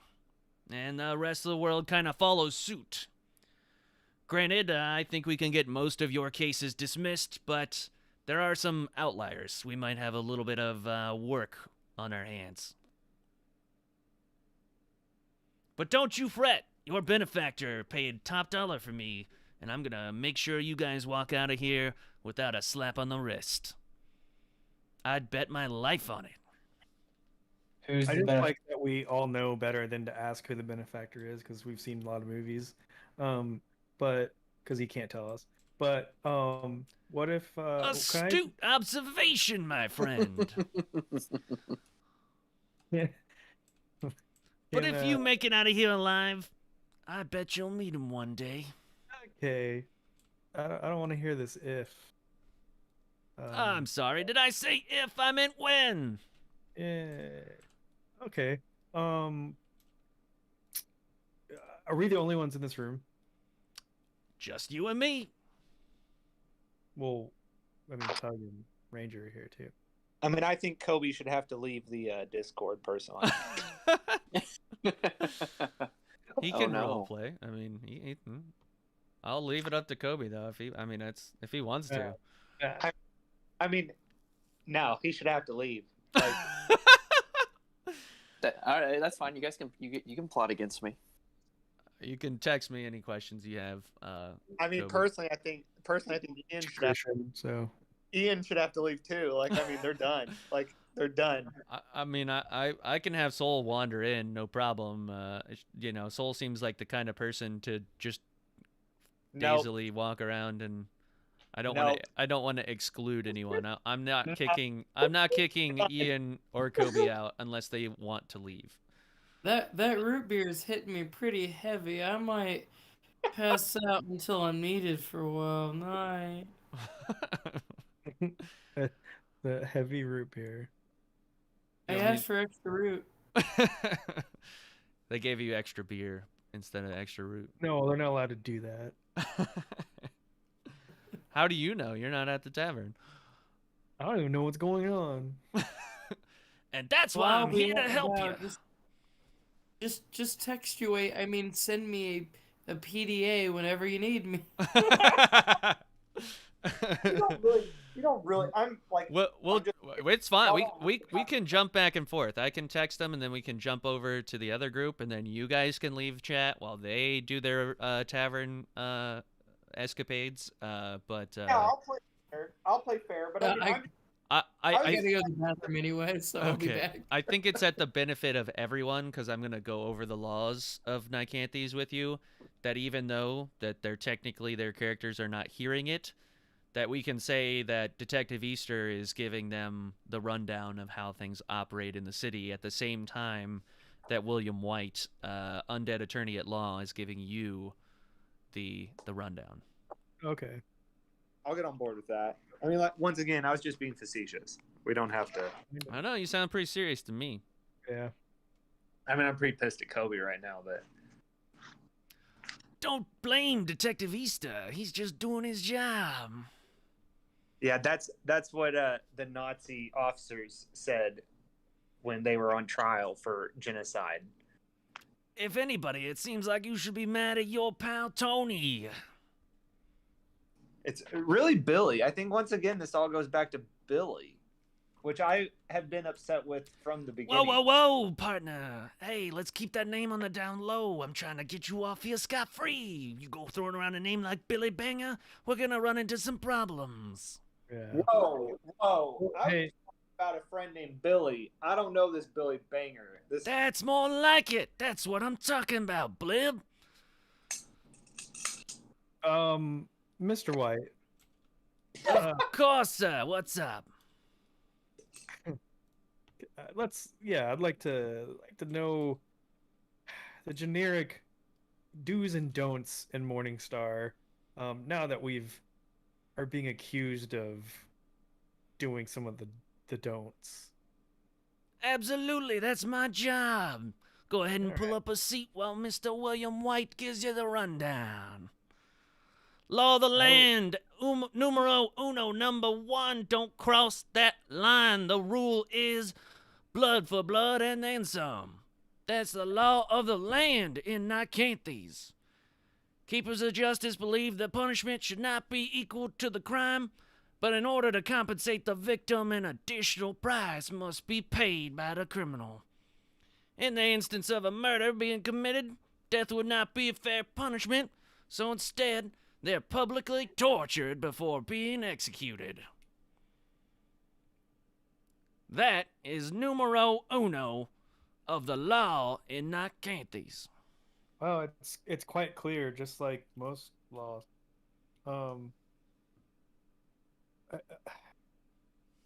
What I'm confused on is we've only just now stepped into Nyctanthes, and any of these accused issues were all outside of this jurisdiction. So that's my first question. Unfortunately, with Nyctanthes being a bit of the world police, and your buddy Tony getting real good dirt on y'all, when you step foot inside Nyctanthes, they can try you, just like if there was a warrant out for your arrest. Granted, there may be some safe havens all across Morningstar that would take you in, but that doesn't mean there wouldn't be just as many to sell you out. So what constitutes evidence? Hearsay only? Well, if we're going down the line of evidence, there's not many smoking guns, but there are a few. I have the whole evidence list as well as some witnesses to what you've done. Let me run down the list. Pate, former purveyor of Giant's Bones. Golden Blueberry Barkeep, previously of the Pointy Stick of Frog Spear. Datlaw, former blacksmith of Giant's Bones. The Swearing Sprites Gang, former citizens of Chode. Leonidas Tabaxi of Morningstar. Baldbeard the Broken, former blacksmith of Edgewood. Captain of the Blue Suns, merchant of Frogspear. Andy Ravages Kobold of Morningstar. Mr. Pickles, Gith of Morningstar. Joni, liberated kobold of Deepwood. Stalker, human ranger of Morningstar. Eyewitness testimonies from citizens of Frogspear. And then we got the evidence. Your friend Tony just so happened to pick up the blood-soaked horn of the Kieran and is hoping to use that as evidence against you. He also managed to scrounge out some damaged remains of the owlbears and some kind of wacky arrow used to kill it. Lastly, there's some stolen gnomish gemstone of red color from the Twin Spire City Museum that apparently the criminal Jaspier that you aided in abetting in the destruction of supposed legendary artifact and chapel, the Giant's Bones, I beg to differ, granted to your possession. Now, I'm just gonna say this now. If any of the rest of you got any of those fancy little gnome gems, I suggest you either fence it real quick or throw it down a drain.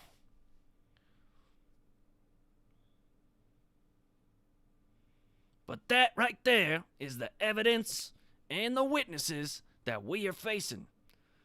So quick ones. Half the people of witnesses were part of Electric Boogaloo 2. You could ask Dead Billy probably that I don't know who that is. 2, why is it illegal to murder an owlbear? Endangered species, my man. Okay. Did you not hear the shopping list of atrocities you committed? I wouldn't say that we committed those. I haven't committed a single one of those. Exactly. You were fighting those owlbears in your self-defense. Am I right? Actually, yeah. I've never seen an owlbear a day in my life. Sounds like we're not going to get away with that. Let's say they You're- believe you're you, all wrong. right? I would stand by your argument, but I gotta say, with the scraps and the bones, there's plenty of science in this city. They'd be able to match up your weapons and their blades against those bones. You guarantee it. I doubt that they could match a single weapon of mine to those bones. Hey, not worth any chances, right? So that owlbear, they attacked you. You were on your way into the forest to save your friend, and what happened? An owlbear came charging at you. You did everything you could to make sure that you didn't harm it. You got out of the way. You tried to run, but it cornered you. You were forced to defend yourself, and boom! Next thing you know, some stranger, new to your party, this stalker fellow, comes and shoots that owlbear, and next thing you know, he's dead. I'm still holding the owlbear egg just in my arms as I'm saying I've never seen an owlbear. I don't even know what an owlbear is. Exactly. You had no idea what an owlbear was, and if you did, there's no way you'd kill it. Because you're obviously taking care of an egg, and no sane person would care for the egg of an animal that they murdered.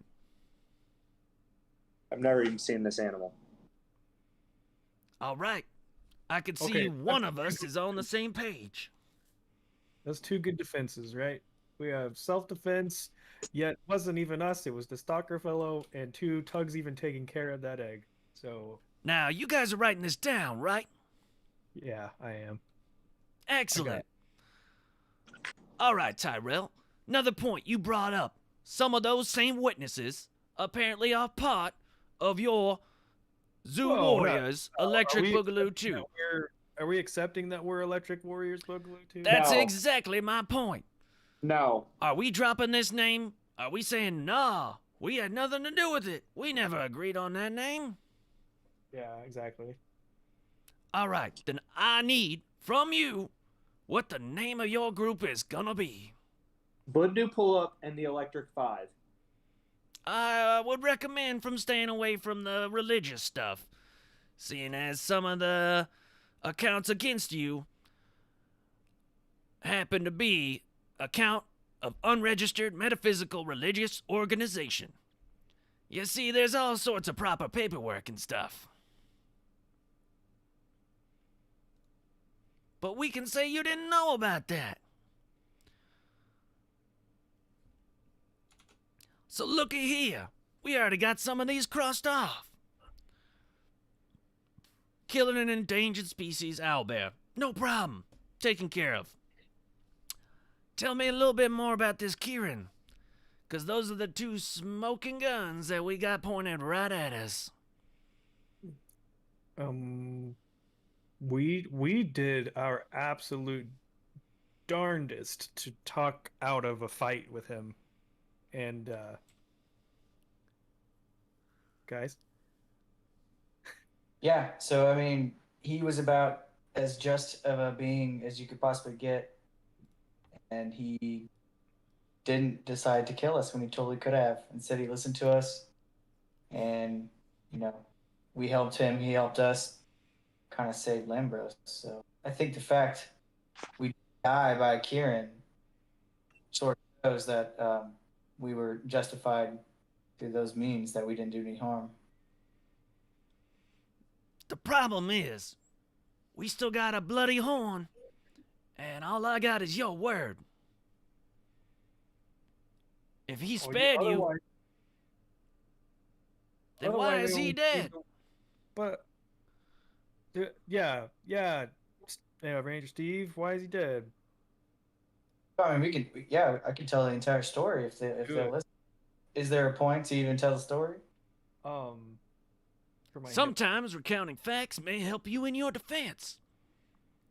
All right, well, put me on trial when we get out there. I'll tell it all how it is. I prefer to have my ducks in a row before the whole show starts. 'Cause let's say we get this thrown out as a mistrial. I mean, most of them, I think we can swing that. But maybe some of the other ones a little bit stickier. Like the murders. Ranger Steve, you've never been on trial before, have you? I'm getting the vibe that not a lot of you have been on trial before. And I dart my eyes around the room. That's what I thought. But that's all right, 'cause your old buddy William White's here to help you out. Tell you what, how about you guys take a breather, grab some root beer over on the table there, collect your thoughts, think to yourselves for a minute, and the DM is going to go check on the other group. Whee.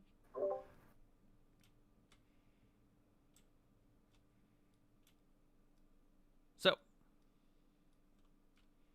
back in the tavern. Roar.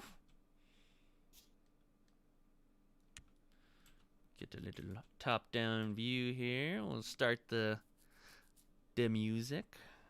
Gotta make the most in this program, right?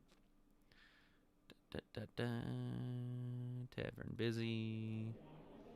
Bardic jam. Is that too loud or is that okay for you guys? I gotta turn it down a little bit. Okay. Still a little loud. There we go. Okay. So, as you guys are enjoying your root beer and your fish, the bard on the table is jamming out. You would typically maybe think that most of the citizens would perceive this as a annoyance, some sort of blatant, fragrant attempt at getting everyone's coin and attention. But most of the patrons actually seem to kind of gather around as if this is a well-known bard. So as the crowd sort of gathers behind you, you guys are welcome to continue your conversation amongst one another. So yes, Detective Easter had just wrapped up talking to you guys about some of the general laws of Nyctanthes. Okay, what's going on here? There we go.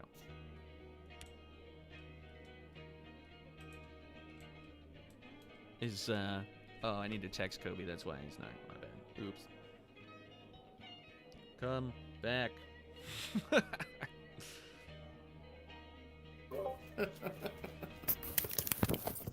Is Detective Easter back now? No? Can someone answer for me? I'm looking at the... No, he's not. Okay.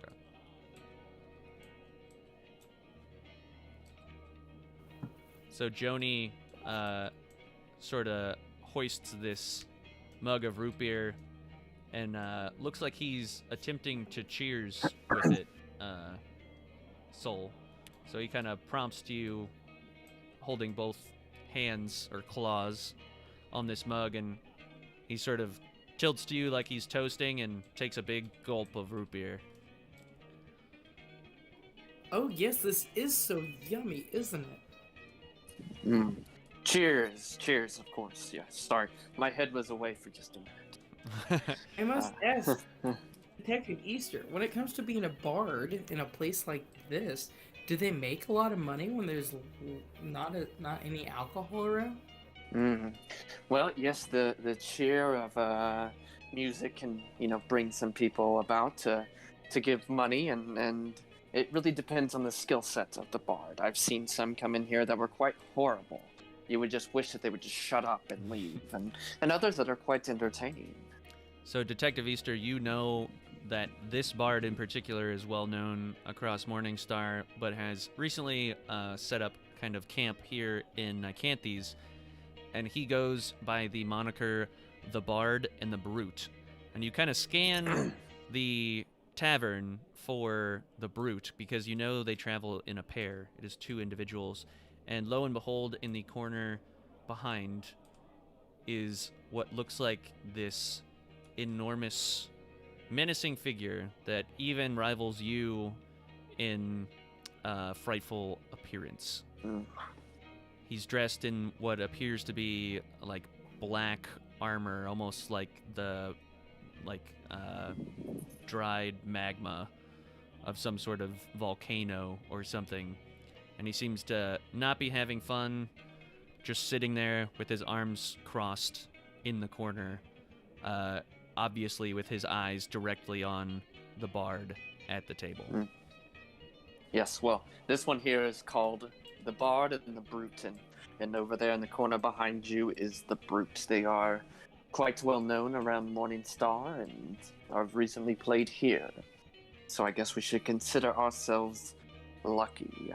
I don't know too much about the relationship and what they do, but I find myself often too busy to be following the interests of the bards and the taverns. However, I do find myself here time to time on investigations. But Soul, Joni, please eat up, enjoy, and I'm sorry about the trouble earlier. I was tasked with bringing in the zoo warriors to see the High Justice, and I must do my job. I have to ask, I mean, you've gotten to know them a little bit better than I have. What do you think of them? Do you think they're guilty? Well, it certainly seems like a long list of things, and things get muddled and rumors get pushed about. It's hard to tell what is a first-hand account and what is just a theory. It's hard to prove a lot of things in a court of law. However, upon meeting them, they were charged with blackmail, yes, by an anise hag, but charged with blackmail nonetheless. I witnessed Tug attacking that blacksmith for no reason at all, and they seem very capable and formidable. I think that they could be a force for good or a force for evil, but I haven't quite made up my mind yet. These charges seem a little bit overwhelming, and it'd be interesting to hear both sides of the story. Perhaps they were, put into a tough situation and forced to defend themselves, or and the charges just come out as assault or murder. Joni sort of pipes in and says, I gotta say, it doesn't sit right with me. I for one, coming from a life of servitude from the Emerald Dragon, know what it's like to have someone kind of controlling what you do, and maybe there's some godly force that had just been controlling the group this entire time, and they're just at the whim of this thing or entity or who knows what.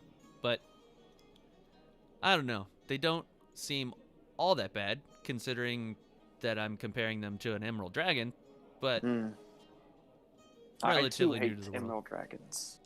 But, Joni, you're right. I do think that they are capable of great good. And, again, I think that they are also capable of great evil. But I would hope that it is the former and not the latter. And I tend to hope for the best in people, but look at reality. If there's reason that you have that they should be seen innocent of any crimes, we should bring that forward. No one should be held and tried for a crime that they did not commit. I wasn't with them the I'd whole love to hear time, what they have to say. but yeah, I'm with Soul. I'd like to hear what they have to say, and if I'm called to the stand, I think I'd defend them, depending on what it was. I mean, I support your decision. they gave me I support drugs, both of your so decisions. that's about the friendliest thing anybody's ever done for me. Don't, let me do you a courtesy here. Do not bring that up on the stand. You think that would be bad? That would not go in their favor. Please, if your intention is to help the group, don't bring that up. Perhaps talk about them rescuing you from an emerald dragon and freeing you from servitude. That can weigh heavily upon the scale of justice. Damn, I do owe them a lot. I mean, I know they won me in like a bargain essentially, but they did. Have they give me my treated you freedom. well? Yeah, like Beyond like the I drugs, said, they beyond gave. the drugs. Let's not mention the yeah, drugs. Yeah, no, Yes. no. They gave me many nice things. Is that good?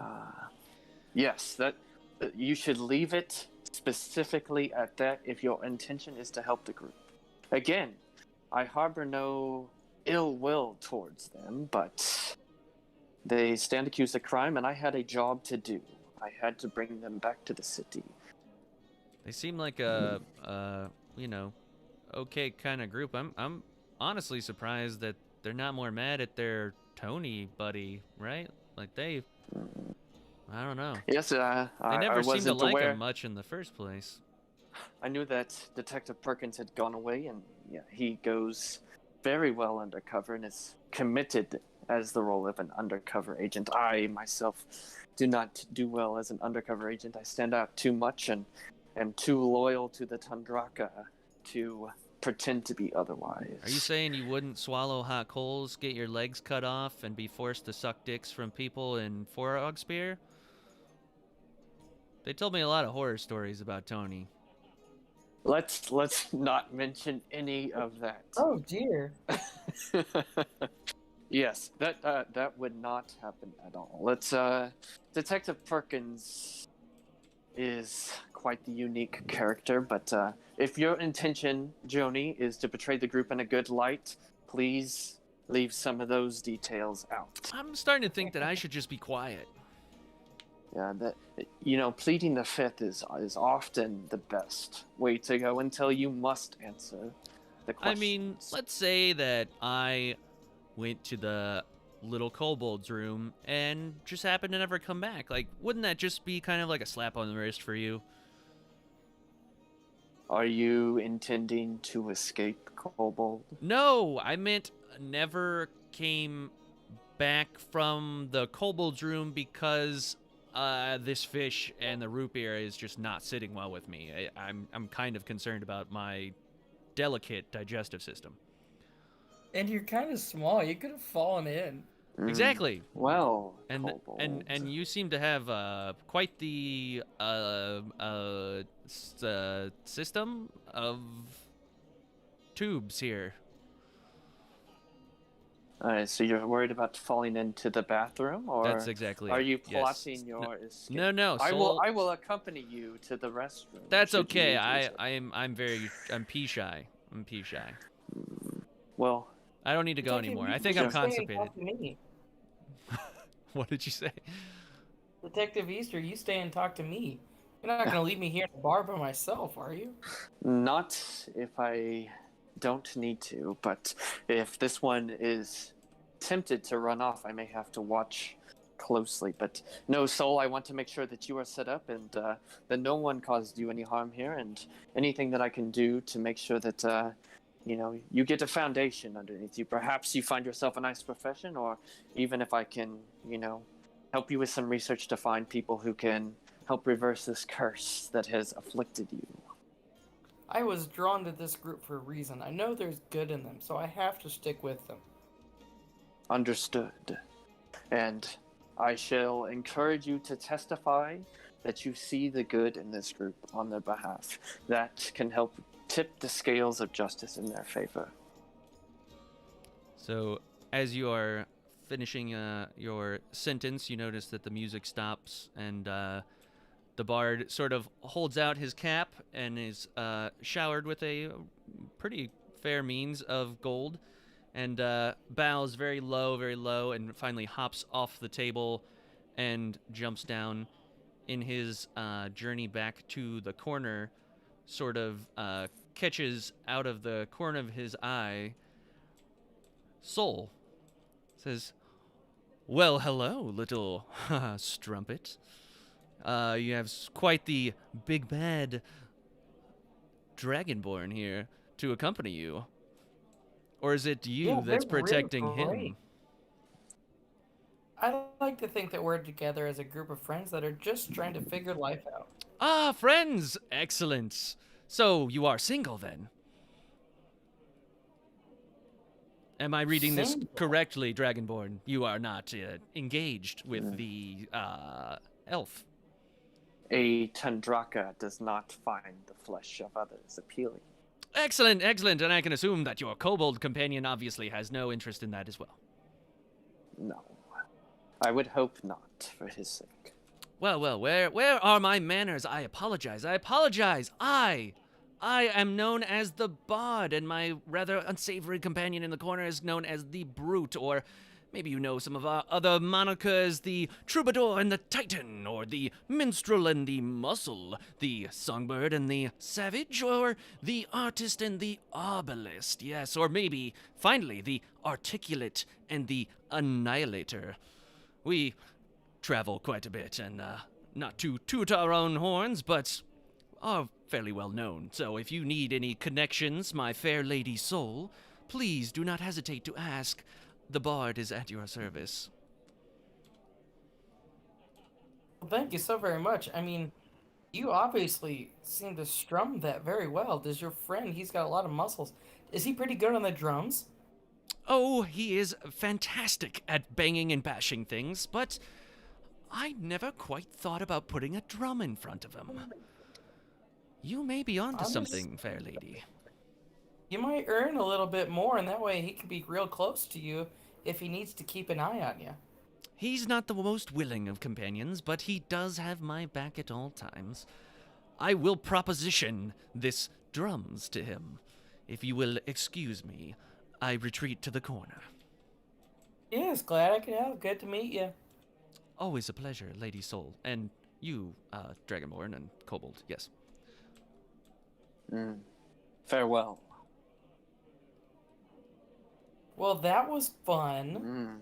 It seems that you already have admirers here, Soul. Just means you're making more people that you can be good for.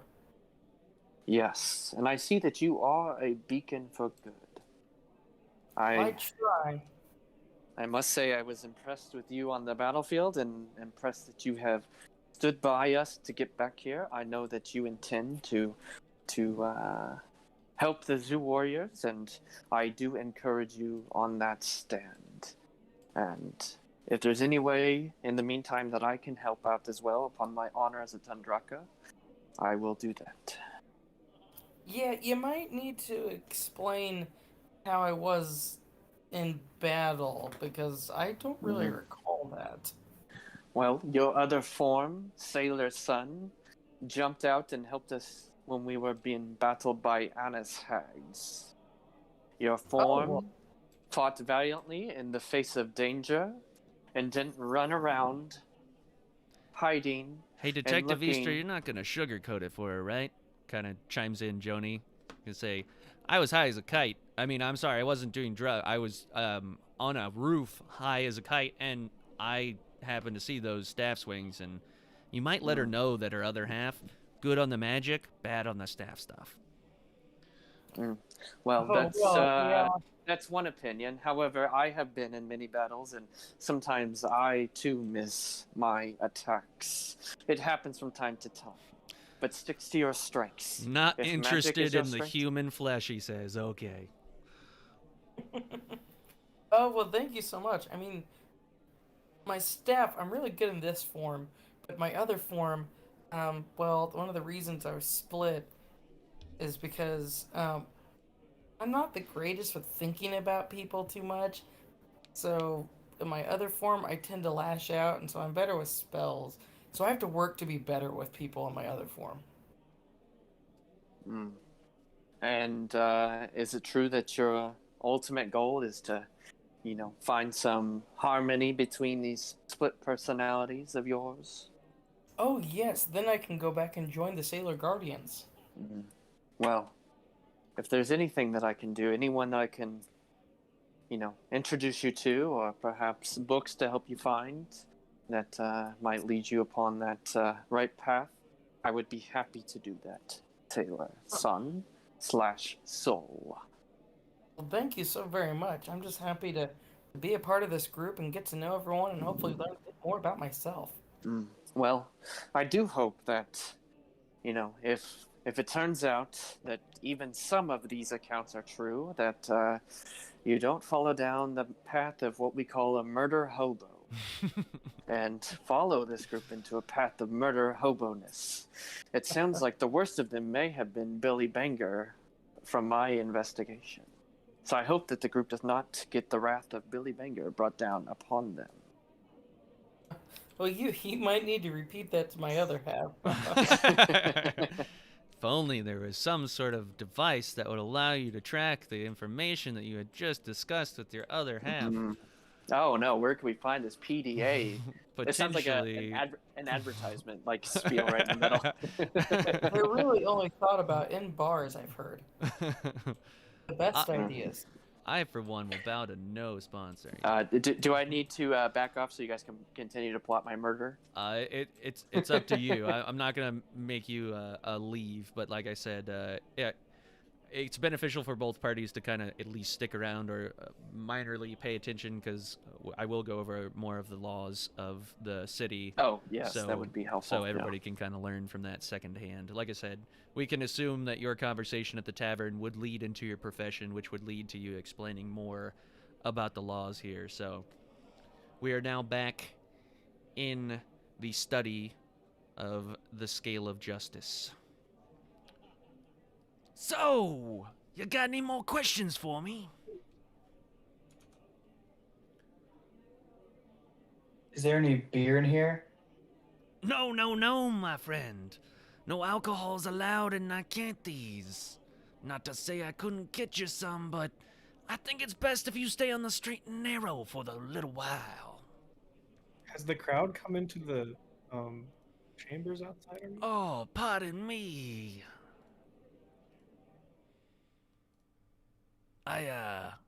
happening? Appreciate you mentioning that. Yeah, I thought that was the most organic way to ask. I don't hear anything but the wind. Oh no. Okay, no noise. I was like in the middle of finishing my last thought. If you guys have a couple questions, go for it. I'm finishing my last thought, then I have a bit of dialogue to go through. Yeah. I hope you got more than a couple questions, cause we got quite the laundry list of accusations.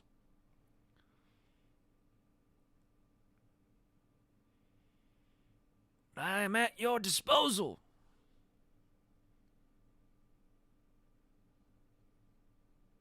Blip, Dubulip, and Ranger Steve. Tyrell, maybe you should just go ahead. Yeah, that's probably my fault. I told them I would take lead. I hope that last thought. I've lost my train of thought completely at this point. So, okay. So where I'd like to start is, let's see here. The very first thing I'd like to start with is, okay, sorry. I'm going to start with this, right? And then we'll think about how I would like your expertise on how we can best form this case. So first thing is, I'd like to start with saying we are not associated with Electric Boogaloo Zoo Turu. What, I don't even know how to say it. We're not associated with them. Let's Yes, get this down on paper. Okay, I got it. You are Everything not I'm reading is- associated with, let me fill in the blanks for you, the Electric Boogaloo 2 Zoo Warriors. Is that correct? Yeah, that's because I don't even know what it is. Yeah, sure. I mean, I don't. Fair enough. As long as you got the new name for the group, we'll call it good. I'm gonna leave the new name to the group up to Ranger Steve. For the innocents. The Innocents. A So bit on the good. nose, but I'm not one to complain. That's okay. Okay, I like. How it, do you yeah. spell that? Not like it sounds. INNOCENTS. The Innocents. I like it. All right. So your group, the Innocents, had nothing to do and in no way were affiliated with the Zoo Warriors Electric Boogaloo 2. Or whatever it's called. Or whatever it's called. Yeah, that's where we should start. That's what I want to say. Right. That was all the harebrained idea of a little gnome high on some drugs from a drug lord. Yeah. Mm-hmm. Am I missing Number something? 2. No, I have nothing to say. All right. Number 2. All the witnesses we know of that were in fact associated with said EBWZ2 to whatever it is should be scrutinized of any witness testimony, if not simply thrown out. And those include Leonidas, Andy Ravage, Mr. Pickles, Stalker, and Joni, parentheses, honorary member. So there were ranks to this thing? Oh yeah. I have some more notes later about this, but yeah, this is part 2.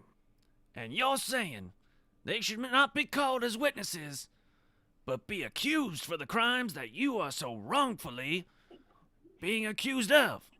I would say potentially. I don't like throwing anyone under the bus, but apparently these people did for us. So.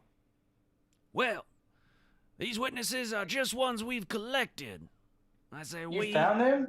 Like, they were lost. Your friend Tony is very resourceful. Motherfucker. He's no friend of ours, so... I apologize. I did not mean to assume he was your friend. Oh no, there no was a friend Tony. of mine would do that to me either. Yeah. Yeah, if you have any contacts here, that could maybe... I'm just gonna leave it there. Contacts that could what? We're in private. It's safe. But I catch your meaning, sir. You don't need to say a word. So Can I ask, did he look like that before you met him? nope. But Wait. all that was out of your hands, right? We didn't touch him. Not once. I never. Yeah. No. Nope. I actually saved his life. Yeah. And he's got no reason to dislike any of you. I mean, dislike whatever. I don't care if he likes me or not, but Fair for enough. sure acted like it. I have a whole piece on Tony here in a minute. If we can get to Tony in a minute. Sure thing. You're running this ship, Captain. All right, number 3. There's this whole list of all these accusatory actions, and I want to see what you had mentioned earlier, ones that could easily be sent out as a mistrial.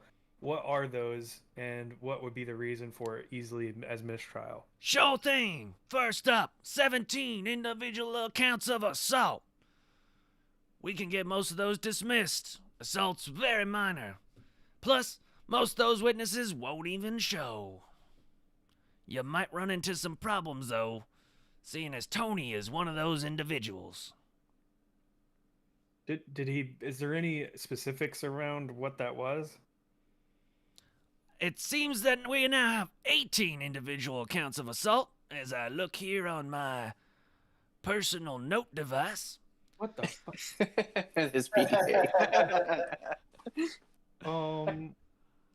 Does this town just create things when people think of them?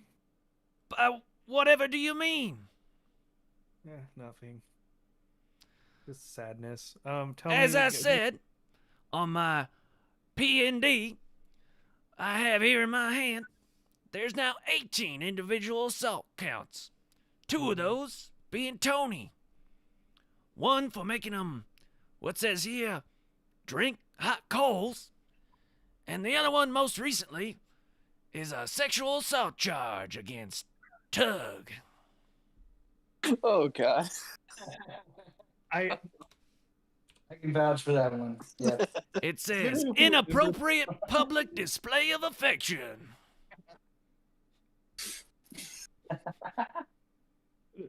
the inside tie-ins this session are ridiculous. All right. We were all right. I have no comment on number 2. Just no comment, right? I have no comment. Sure. Number 1, drinking hot coals. It doesn't ring a bell. Who's got it? It happened, but all this comes down to why did Tony do any of that? We've never. I have a whole piece on Tony. Okay, I have a whole piece on Tony. That's my Yeah. last. So if you got some of that already, that's all I really have to say. Is Okay, cool. Okay. I He just did understand a it lot of willingly. stuff happens and it can't be explained. All I'm hoping to do is if you think that he would have an argument, then we need to counter that argument. I got a big one. I mean, look at him. Yeah, he's got some arguments, I'm sure. So while you guys think that there may not be a valid reason for him to say that you made him drink hot coals and he didn't do it willingly, what's the chance that he does come up with something and surprises us with this in court? Okay. Well, you said this is a minor account of assault, so I think I've got some. The pieces on scars on his face might be a little hard to disprove. it. Yeah, he's got scars and missing limbs and all sorts of stuff. Like he's Another thing, how did he lose so many limbs? he's. I think he's what's the word for glutton for pain? Like he likes that. And I got more stuff on Tony. What are the other misdemeanor stuff? Let's just go to Tony. Nothing else matters. Let's go to Tony. That's No, it gotta doesn't be- matter. What are the other mistrial ones? I'll make sure we're get out of here scot-free as possible. Like I said, the other accounts of assault we can deal with no problem. They're spread Okay, those all are over easy, from right? Deepwood to Frogspear to Chode and Edgewood. There's no That's- way they're not they're gonna- showing up. They're not showing up. So we're 11 good there. accounts of second-degree murder in Okay, Frogspear, and the big one here, the takeaway that I think they could pin on us, is that Orcus at Pawn Star. What? Orcus at the Pawn Star in Frogspear. What happened? What happened there? What do you got down on your PC or whatever? My personal note device. What I have here is that Orcus died shortly after your little spat with the Restless Knights. And you happen to come back into possession of an item you sold him.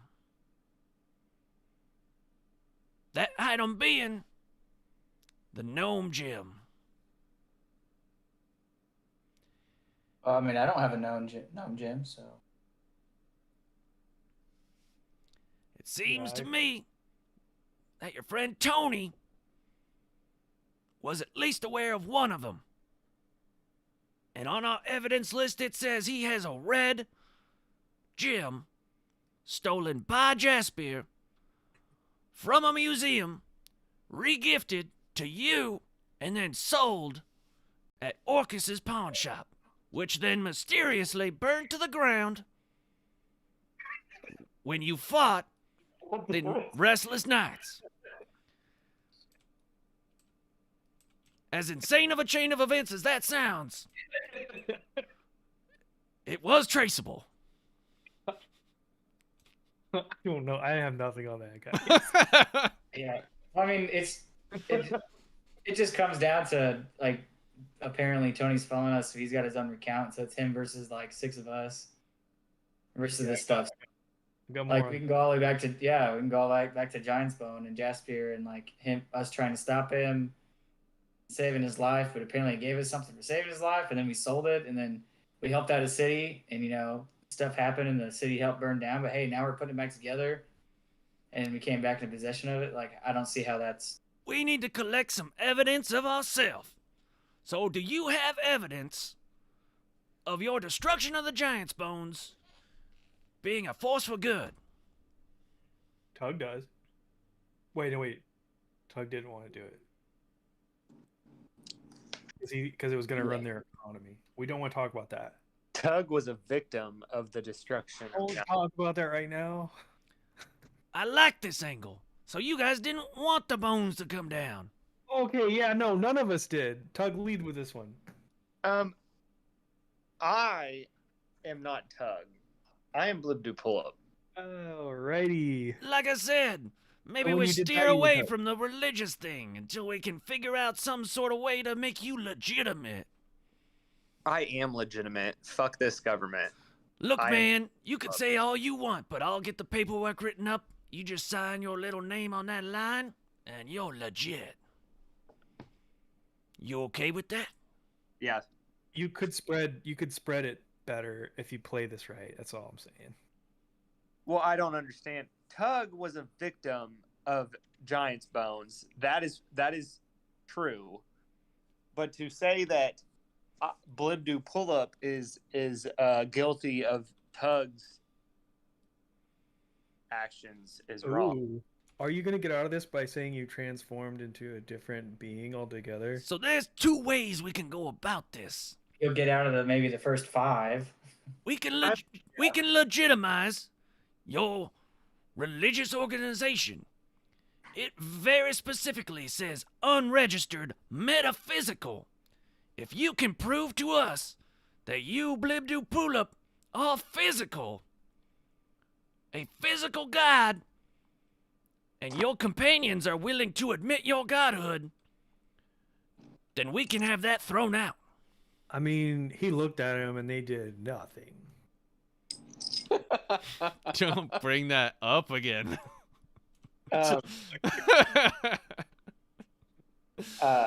You legitimized them. Christian, put the tornado piece back. I'm just gonna award that to whoever's being the most chaotic. You, Tyrell, get to be the tornado piece.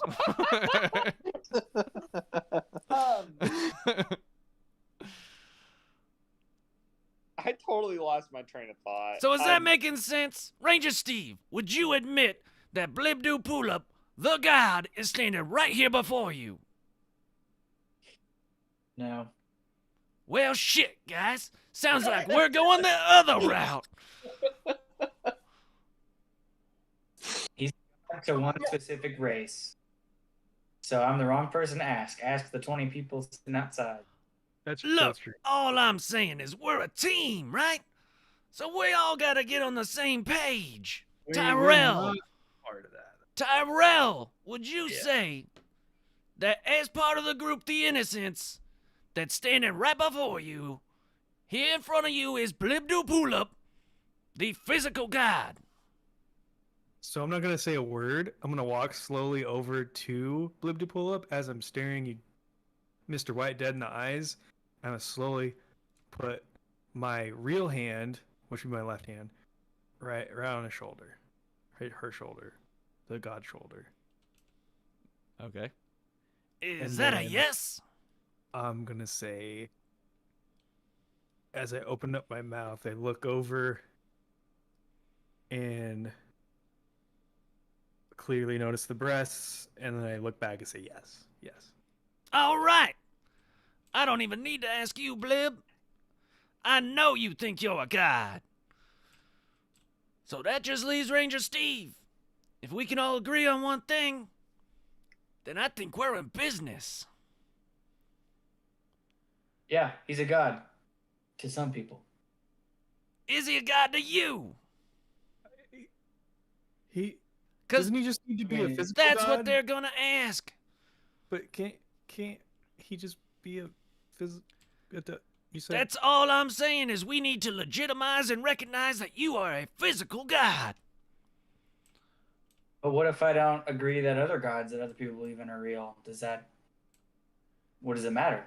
Hey man, we all know religious like organizations are just there to make money and gain power for the people who can't gain it for themselves.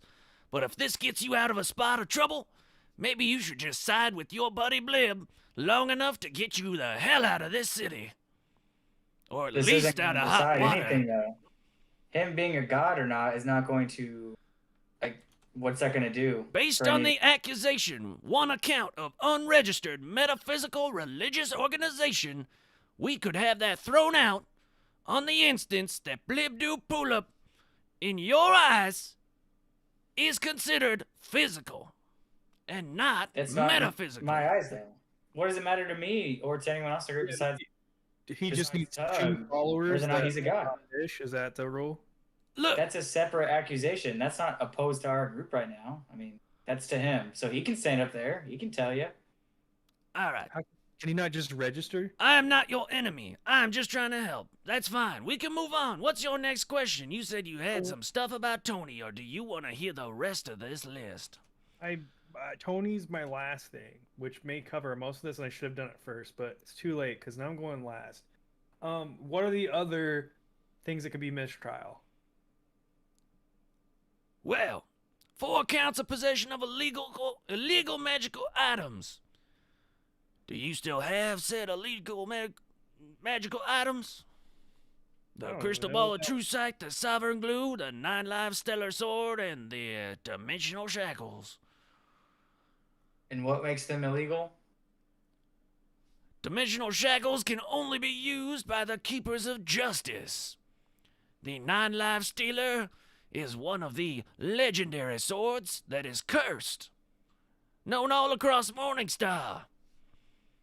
So that's an easy one. Sovereign glue? You ever heard of super glue?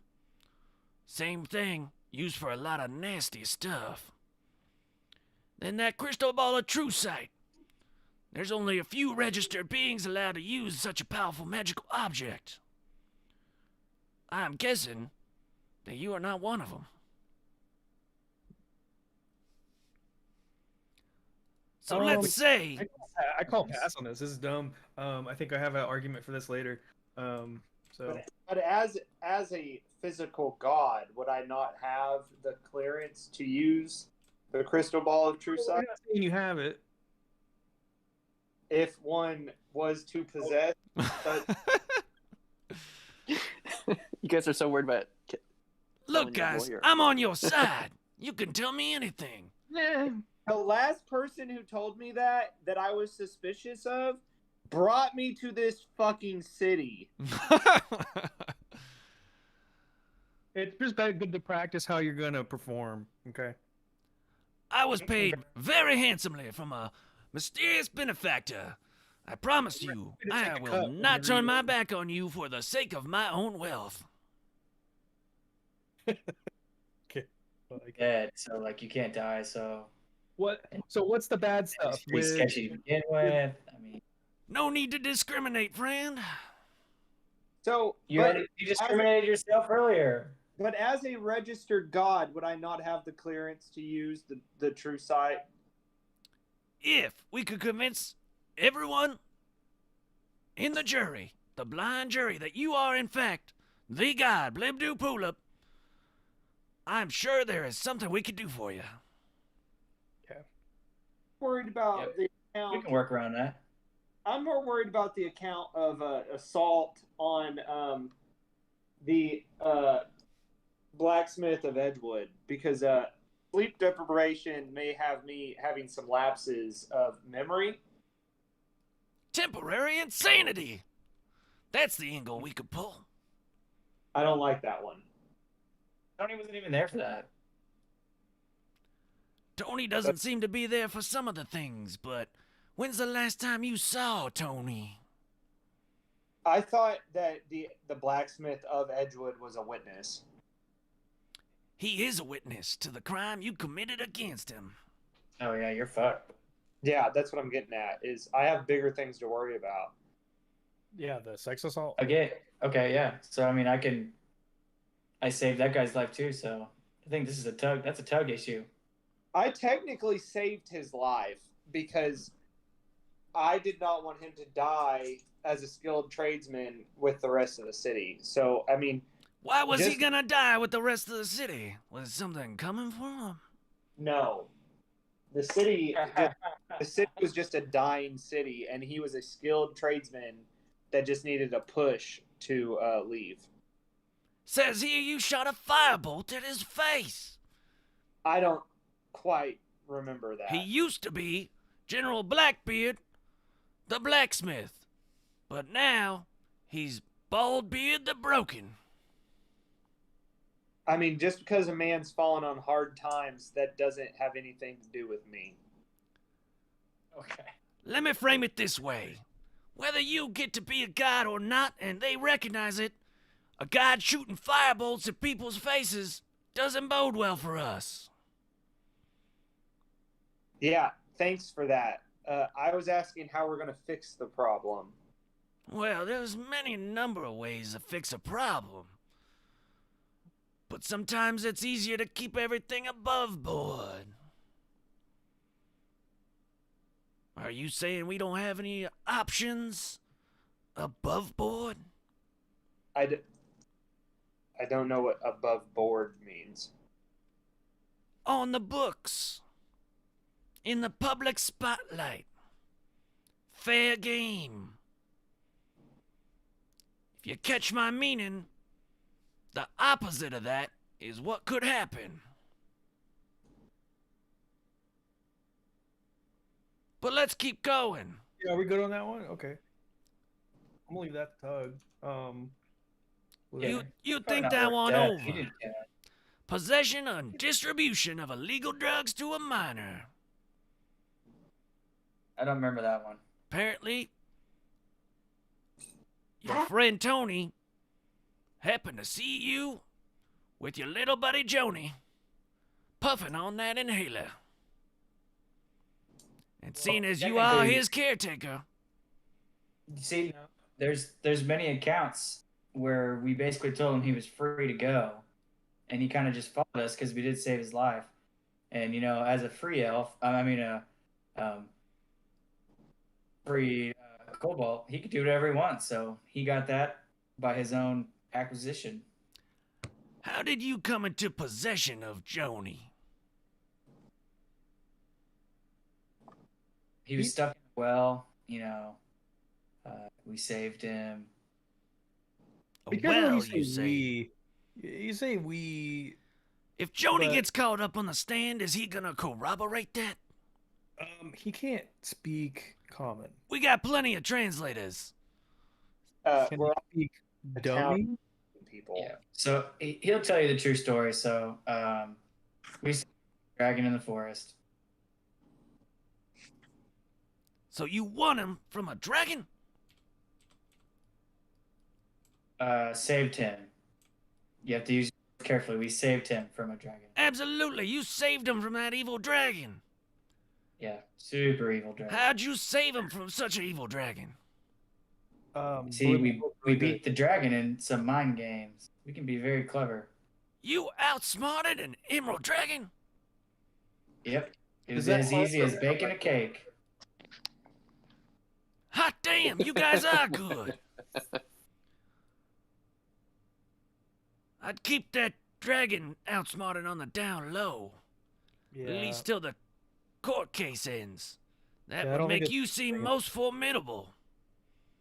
Well, I mean, if he's going to be a witness, that's going to come out. That's the only reason I said it. So he's pretty new to the world. He's going to tell everybody. Well, telling the dragon was really. You know what they stupid. say? Any publicity is good. That's false. All right. So, drugs? Disputable? Is that fair? Absolutely. Absolutely. 3 accounts of aiding and abetting known criminals Jaspier, Billy Banger, and Coconut. While this seems real bad, Jaspier's still on the hunt. Haven't caught him yet. Billy Banger is supposedly dead. And nobody knows where Coconut is. So it seems like you are A-OK. Perfect.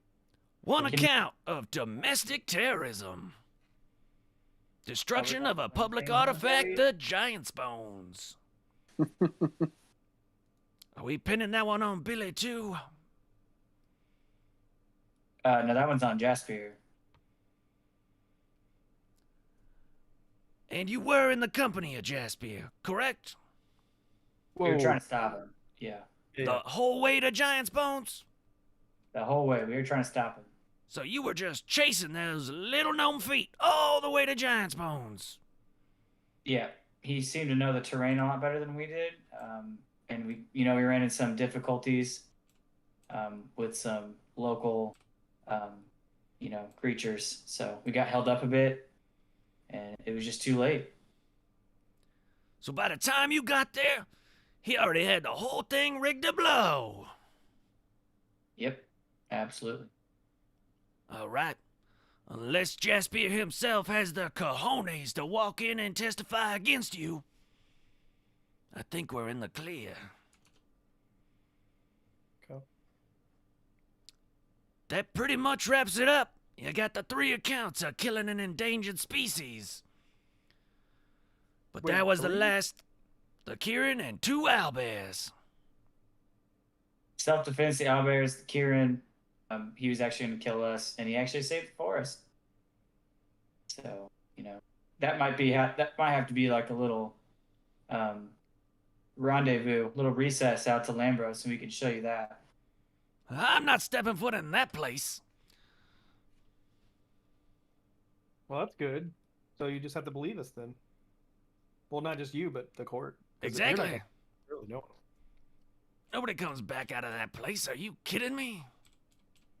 Yeah. He did. So what we need is some hard evidence of our own. Because what they got is the blood-soaked horn of the Kieran, the damaged remains of the owlbear and mysterious arrow, and a stolen gnomish gemstone from Twin Spy City Museum. That's You guys got all sorts of tangled up, didn't you? No, I think this supposed electric boogaloo warrior 22, they had a lot of trouble. Now look, but, we're in the discovery phase of the trial. That means, under my jurisdiction, I can bail you out. We can go around the city, talk to these witnesses, collect our own evidence and defendants, build our own case against these prosecutions, and get you guys out of trouble. So What if they disappear? Oh, believe me, the swords of justice will keep them in line. Your old pal Tony's already got most of them up in protective custody upstairs. You want to go talk to him?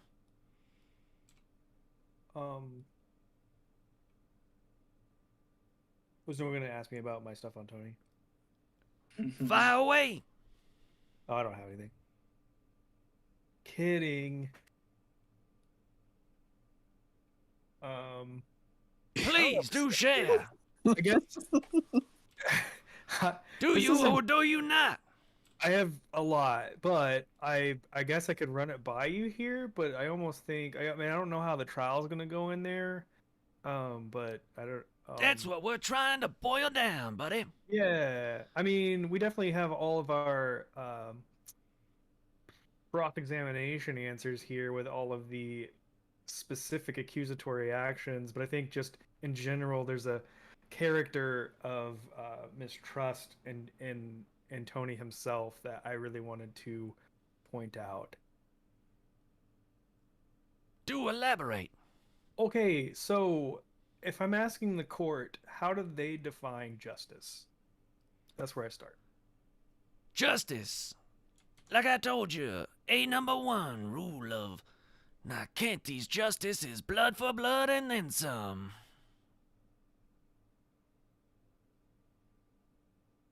And that's it. Okay. The So then are there- some is left up to interpretation. All right. Well, I would like to, as I'm reading, can I pull a book off the shelf? You can tell me this is total BS, but I'm pulling this book off the shelf. And here from Sir Plato, he defines justice as something of having and doing of what is one's own. Similarly, one should trust one's city to an expert and the subject of the good. Hey, that was pretty good. Do you have a You know- personal note device? I don't read from this book. Sure you are. And I feel like that we are being offered this, so I do appreciate that we do have a chance of proper justice. I want to make sure some form of this is held. And okay, and next, right? Okay, I think my largest argument against the generality of Tony, maybe I should say more the character of Tony, is that uh simply trusting in Tony, whoever he is. I don't even remember his last name because Detective I met Perkins. Tony. I don't even care because I met Tony almost 2 years ago, my time, and yeah, I only learned of this whatever name it is. I don't even remember that you just said, Mr. recently. Perkins. So that's how bad. Like I've never heard that name. That's how untrustworthy to start with. I'm gonna continue. What would the court define trust as? Trust? If I tell you a secret, that you would keep it, and it would stay between us. Mm-hmm. That's what I call trust. Okay. It's as simple as that, baby. How about? All right. Well, how about as I also flip a page on this book and you'll look on my finger. There's two, I think, compelling definitions of trust. As a noun, it's a firm belief in the reliability, truth, ability. Or I got your strength angle of now. something. You're gonna talk 'em to death. Oh, that could help, maybe. Also, as a verb, I'm gonna get this is my practicing for my performance, right? As a verb, it's the believing in the reliability, truth, ability, or strength of. They're both that close to each other, whether they're used as a noun or a verb. And I can tell you without a doubt that with today's events from Tony's accusations, we have seen nothing but an opposite of trust in his character. As obvious Newlanders in this area, the group that I am in this Electric Boogaloo, whatever it is, these misdemeanors, many of these that we've laid out already, if they're simple misunderstandings, like how are these rules posted? How is one to know these issues should not be committed? How can we know they are wrong? And I argue perhaps by a leading authority, perhaps by someone who has a constant eye and watch over the new members and can warn them of bad acts and the repercussions before they commit them. Someone maybe like Tony, and yet our experience the entire time has not been as such. Tony has only showed a complete two-face, a complete opposite of what he is today, with only pure positive honor, gratitude, and even willingness to assist us and Electric Boogaloo whatevers. And unfortunately, yes, sorry, I was reading but that traveled near us, but we were never officially a part of. So, and this is where I trailed off and didn't get to finish my thought. But you can also, I just put a note here that you can ask Joni at the club of Electric Boogaloo War 2. That's a great passage to become a part of because there's a lot of trials you have to compete in there, and none of us that are standing here in front of you ever completed those. That's another piece. And again, I didn't finish my thoughts here, and that's where I'll stop. Let me spell it out for you a little bit clearer. So this whole shebang started when you guys destroyed Giant's Bones. They came tumbling down. And then Miss Little High Justice said, I should keep an eye on them. So she went to Detective Perkins and said, hey, I need you to keep tabs on these people. Follow them around, gain their trust, join their party, keep an eye on them, stay a distance, I leave it up to you. But they do anything wrong, you jot it down and you bring it back to me. I want you building a case against them. Who knows? They could be good, they could be bad, but I want to know. So she sends an official from the Keepers of Justice out to watch you, study you, learn your movements, your every behaviors. And I'll tell you what, that detective, he is the baddest mamma jamma out of any of these detectives. You think your Detective Easterton Draco was tough? That Tony, mind you, he allowed his legs to be cut off and an arm. That man willingly swallowed hot coals to keep his identity a secret from you. That man, that force of nature, is coming after you. He has compiled this list of accusatory natures and is trying to make sure that you never see the light of day. So while he may not be trustworthy, he was acting in the good faith of the High Justice, and not once did he encourage you to do these acts. In fact, I would assume, a very educated guess, that he told you not to hurt people. And which we did not. Absolutely. But he's gonna say otherwise. Well, I think the problem again goes back to the defining of the group. I mean, we are not part of Electric Boogaloo 2, and that seems like that's all of this. And I agree. It was the mad ravens of some little gnome under the direct orders of a known criminal Coconut. There you go. There you go. So And you then were if all that. you were all pawns. You were all pawns in the game of Coconut. Yep. Is this starting to sound good? If we gotta pull just a wild card out with the last thing you said about Tony drinking hot coals and losing limbs on his own accord, I would definitely argue insanity on that guy, because why would you? Why?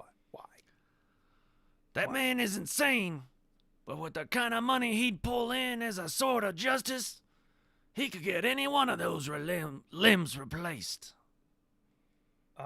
So I'm losing faith in I'll the see that. portion. It sounds like this is for money more than anything. Do you know about the swords of justice? No, we just found out about him. That's the whole point of this. Yeah, we're new guys, newcomers. Forgive me. All you gotta do is ask. Swords of justice are some mean mamma jammas. 3 of them live in Nyctanthes. They act as judge, jury, and executioner. Except in the instance of an involvement of the High Justice, or when a case has first been established by a detective.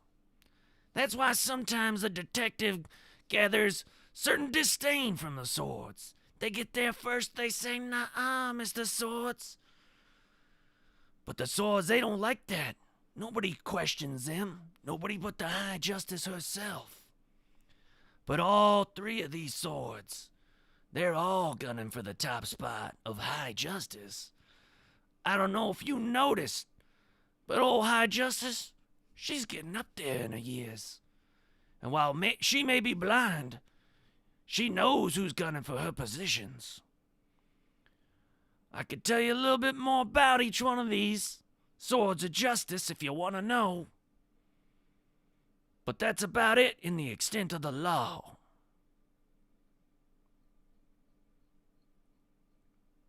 Good thing the law is just, right, guys? Hey, man, it's not always fair, I like that. but it's open to It's always interpretation. just, but it's never always fair. Interpretation of 3 people. I didn't write the rules. I'm just telling them to you. Yeah. All right. Well, you got any other questions for us? I think we're ready. We're getting out of this shit. You feel ready? You got any plans to talk to any of the witnesses? Sure. Absolutely. Yeah, probably a good idea for the ones that we can find. Which ones can you vouch for? What Tell do you mean? what, I'll give you all this information, and you can go over it in detail. Give you a bit of time to think it over, and you can come back to me with some answers. And like I said, if there needs to be some activity that goes on behind the scenes, just slip me a note, and I'll take care of it for you. There's lots of ways we can get you out of this case, and like I said, I bet my bones we're gonna do it. But some of these hoops are gonna be a bit trickier to jump through.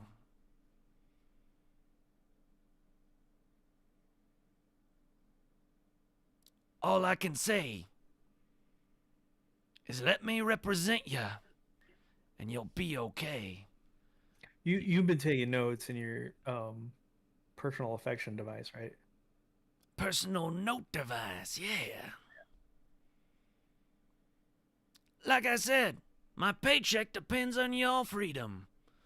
So you can bet your ass I'm making you free. Well, bet it on Blib's ass, please. Speaking of which, might want to cover up them tatas. No. Oh, I see. We make Miss Blib here look as much like her god form as she can. Yes. Bingo bango, she's a physical god. Yeah, what's more physical than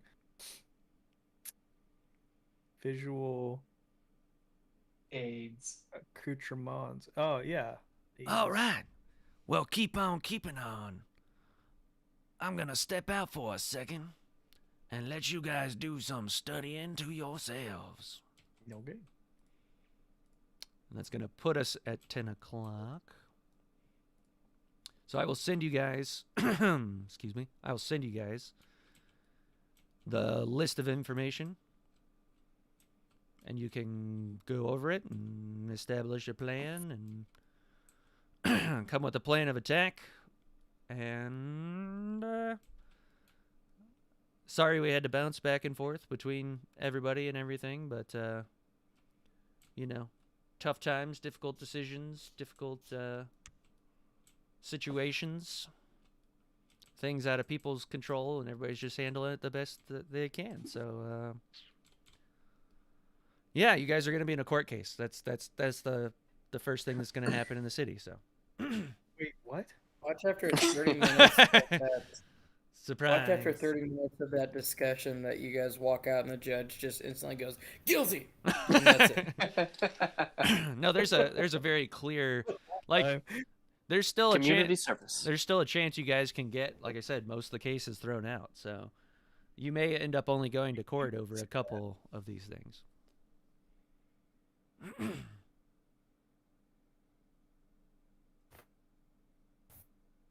But if the rule of thumb is blood for blood and then some, I mean, if Tug sexually assaulted Tony or Detective Perkins, then that means that Detective Perkins would sexually assault Oh God. Tug and then some. So, you know, the punishments may not be as severe as you guys are making them out to be in your head.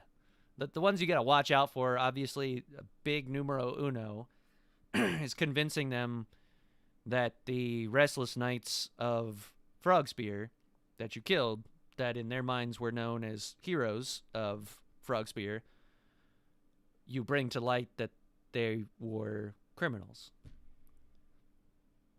And I think you guys have some evidence to prove that. But what do I know? So maybe Well, think things Drake, over. you know nothing. I will send you guys the entire list. My voice is gonna be hell tomorrow for that thing. After doing that So voice long, the I whole time. forgot it Yeah. was even you. Like Oh, man.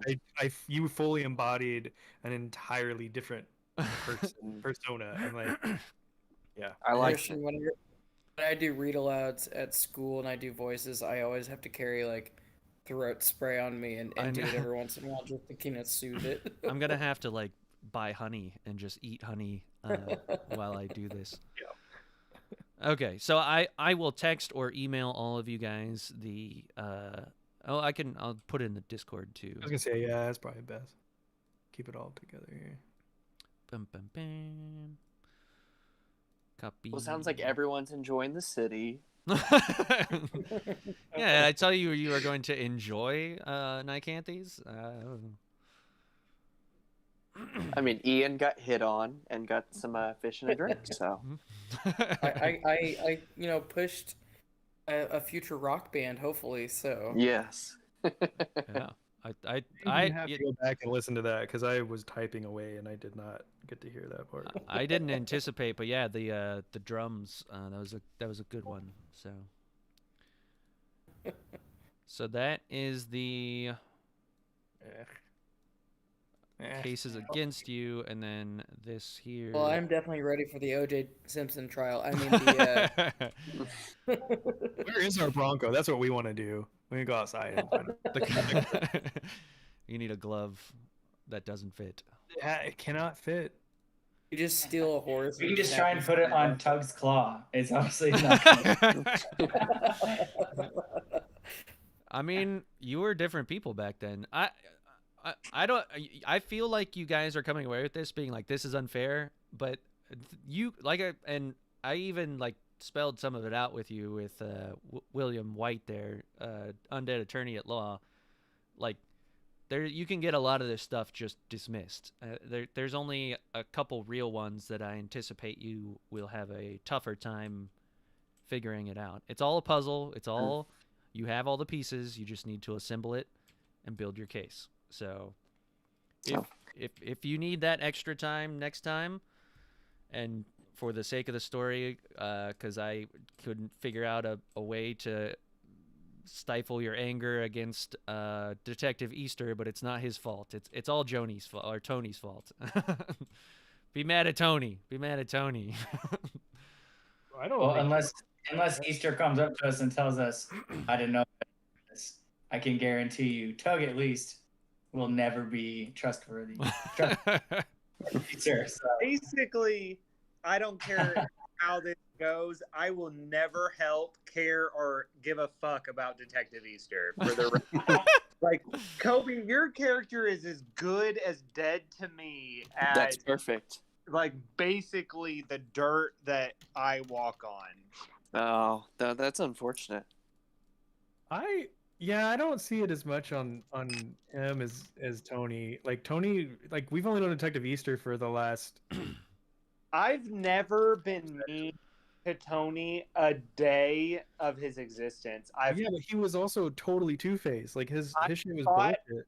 I have fought for We him. should have always listened to Billy. I and have fought fucking for killed Tony him.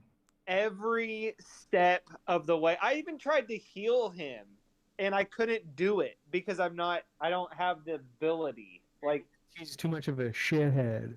I have done everything I could possibly do for Tony from the beginning, and now he's got me on full blast. Yeah. Though, What happens when you? no, I'm not gonna lie. I may plead guilty to the sexual assault charge.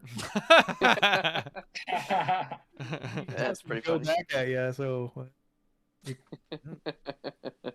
this could end up very weird. Maybe we should start with that one. Maybe I'll drop all the other charges. Definitely gonna plead guilty to the sexual assault charge. I said leave with blood for blood and then some. If you guys have any more questions or anything, feel free to text me or email me or whatever.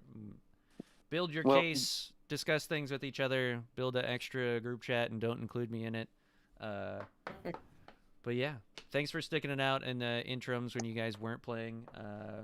But that's kind of how it had to be tonight. So we'll try and make it a little bit more unified next time. Obviously, when everybody's in court together, that will be easier to do. So. Dope. You'll have a good night. Sweet. You too. See you, Ian. Thanks for playing. See you guys. Say goodbye, everybody. Goodbye, everybody.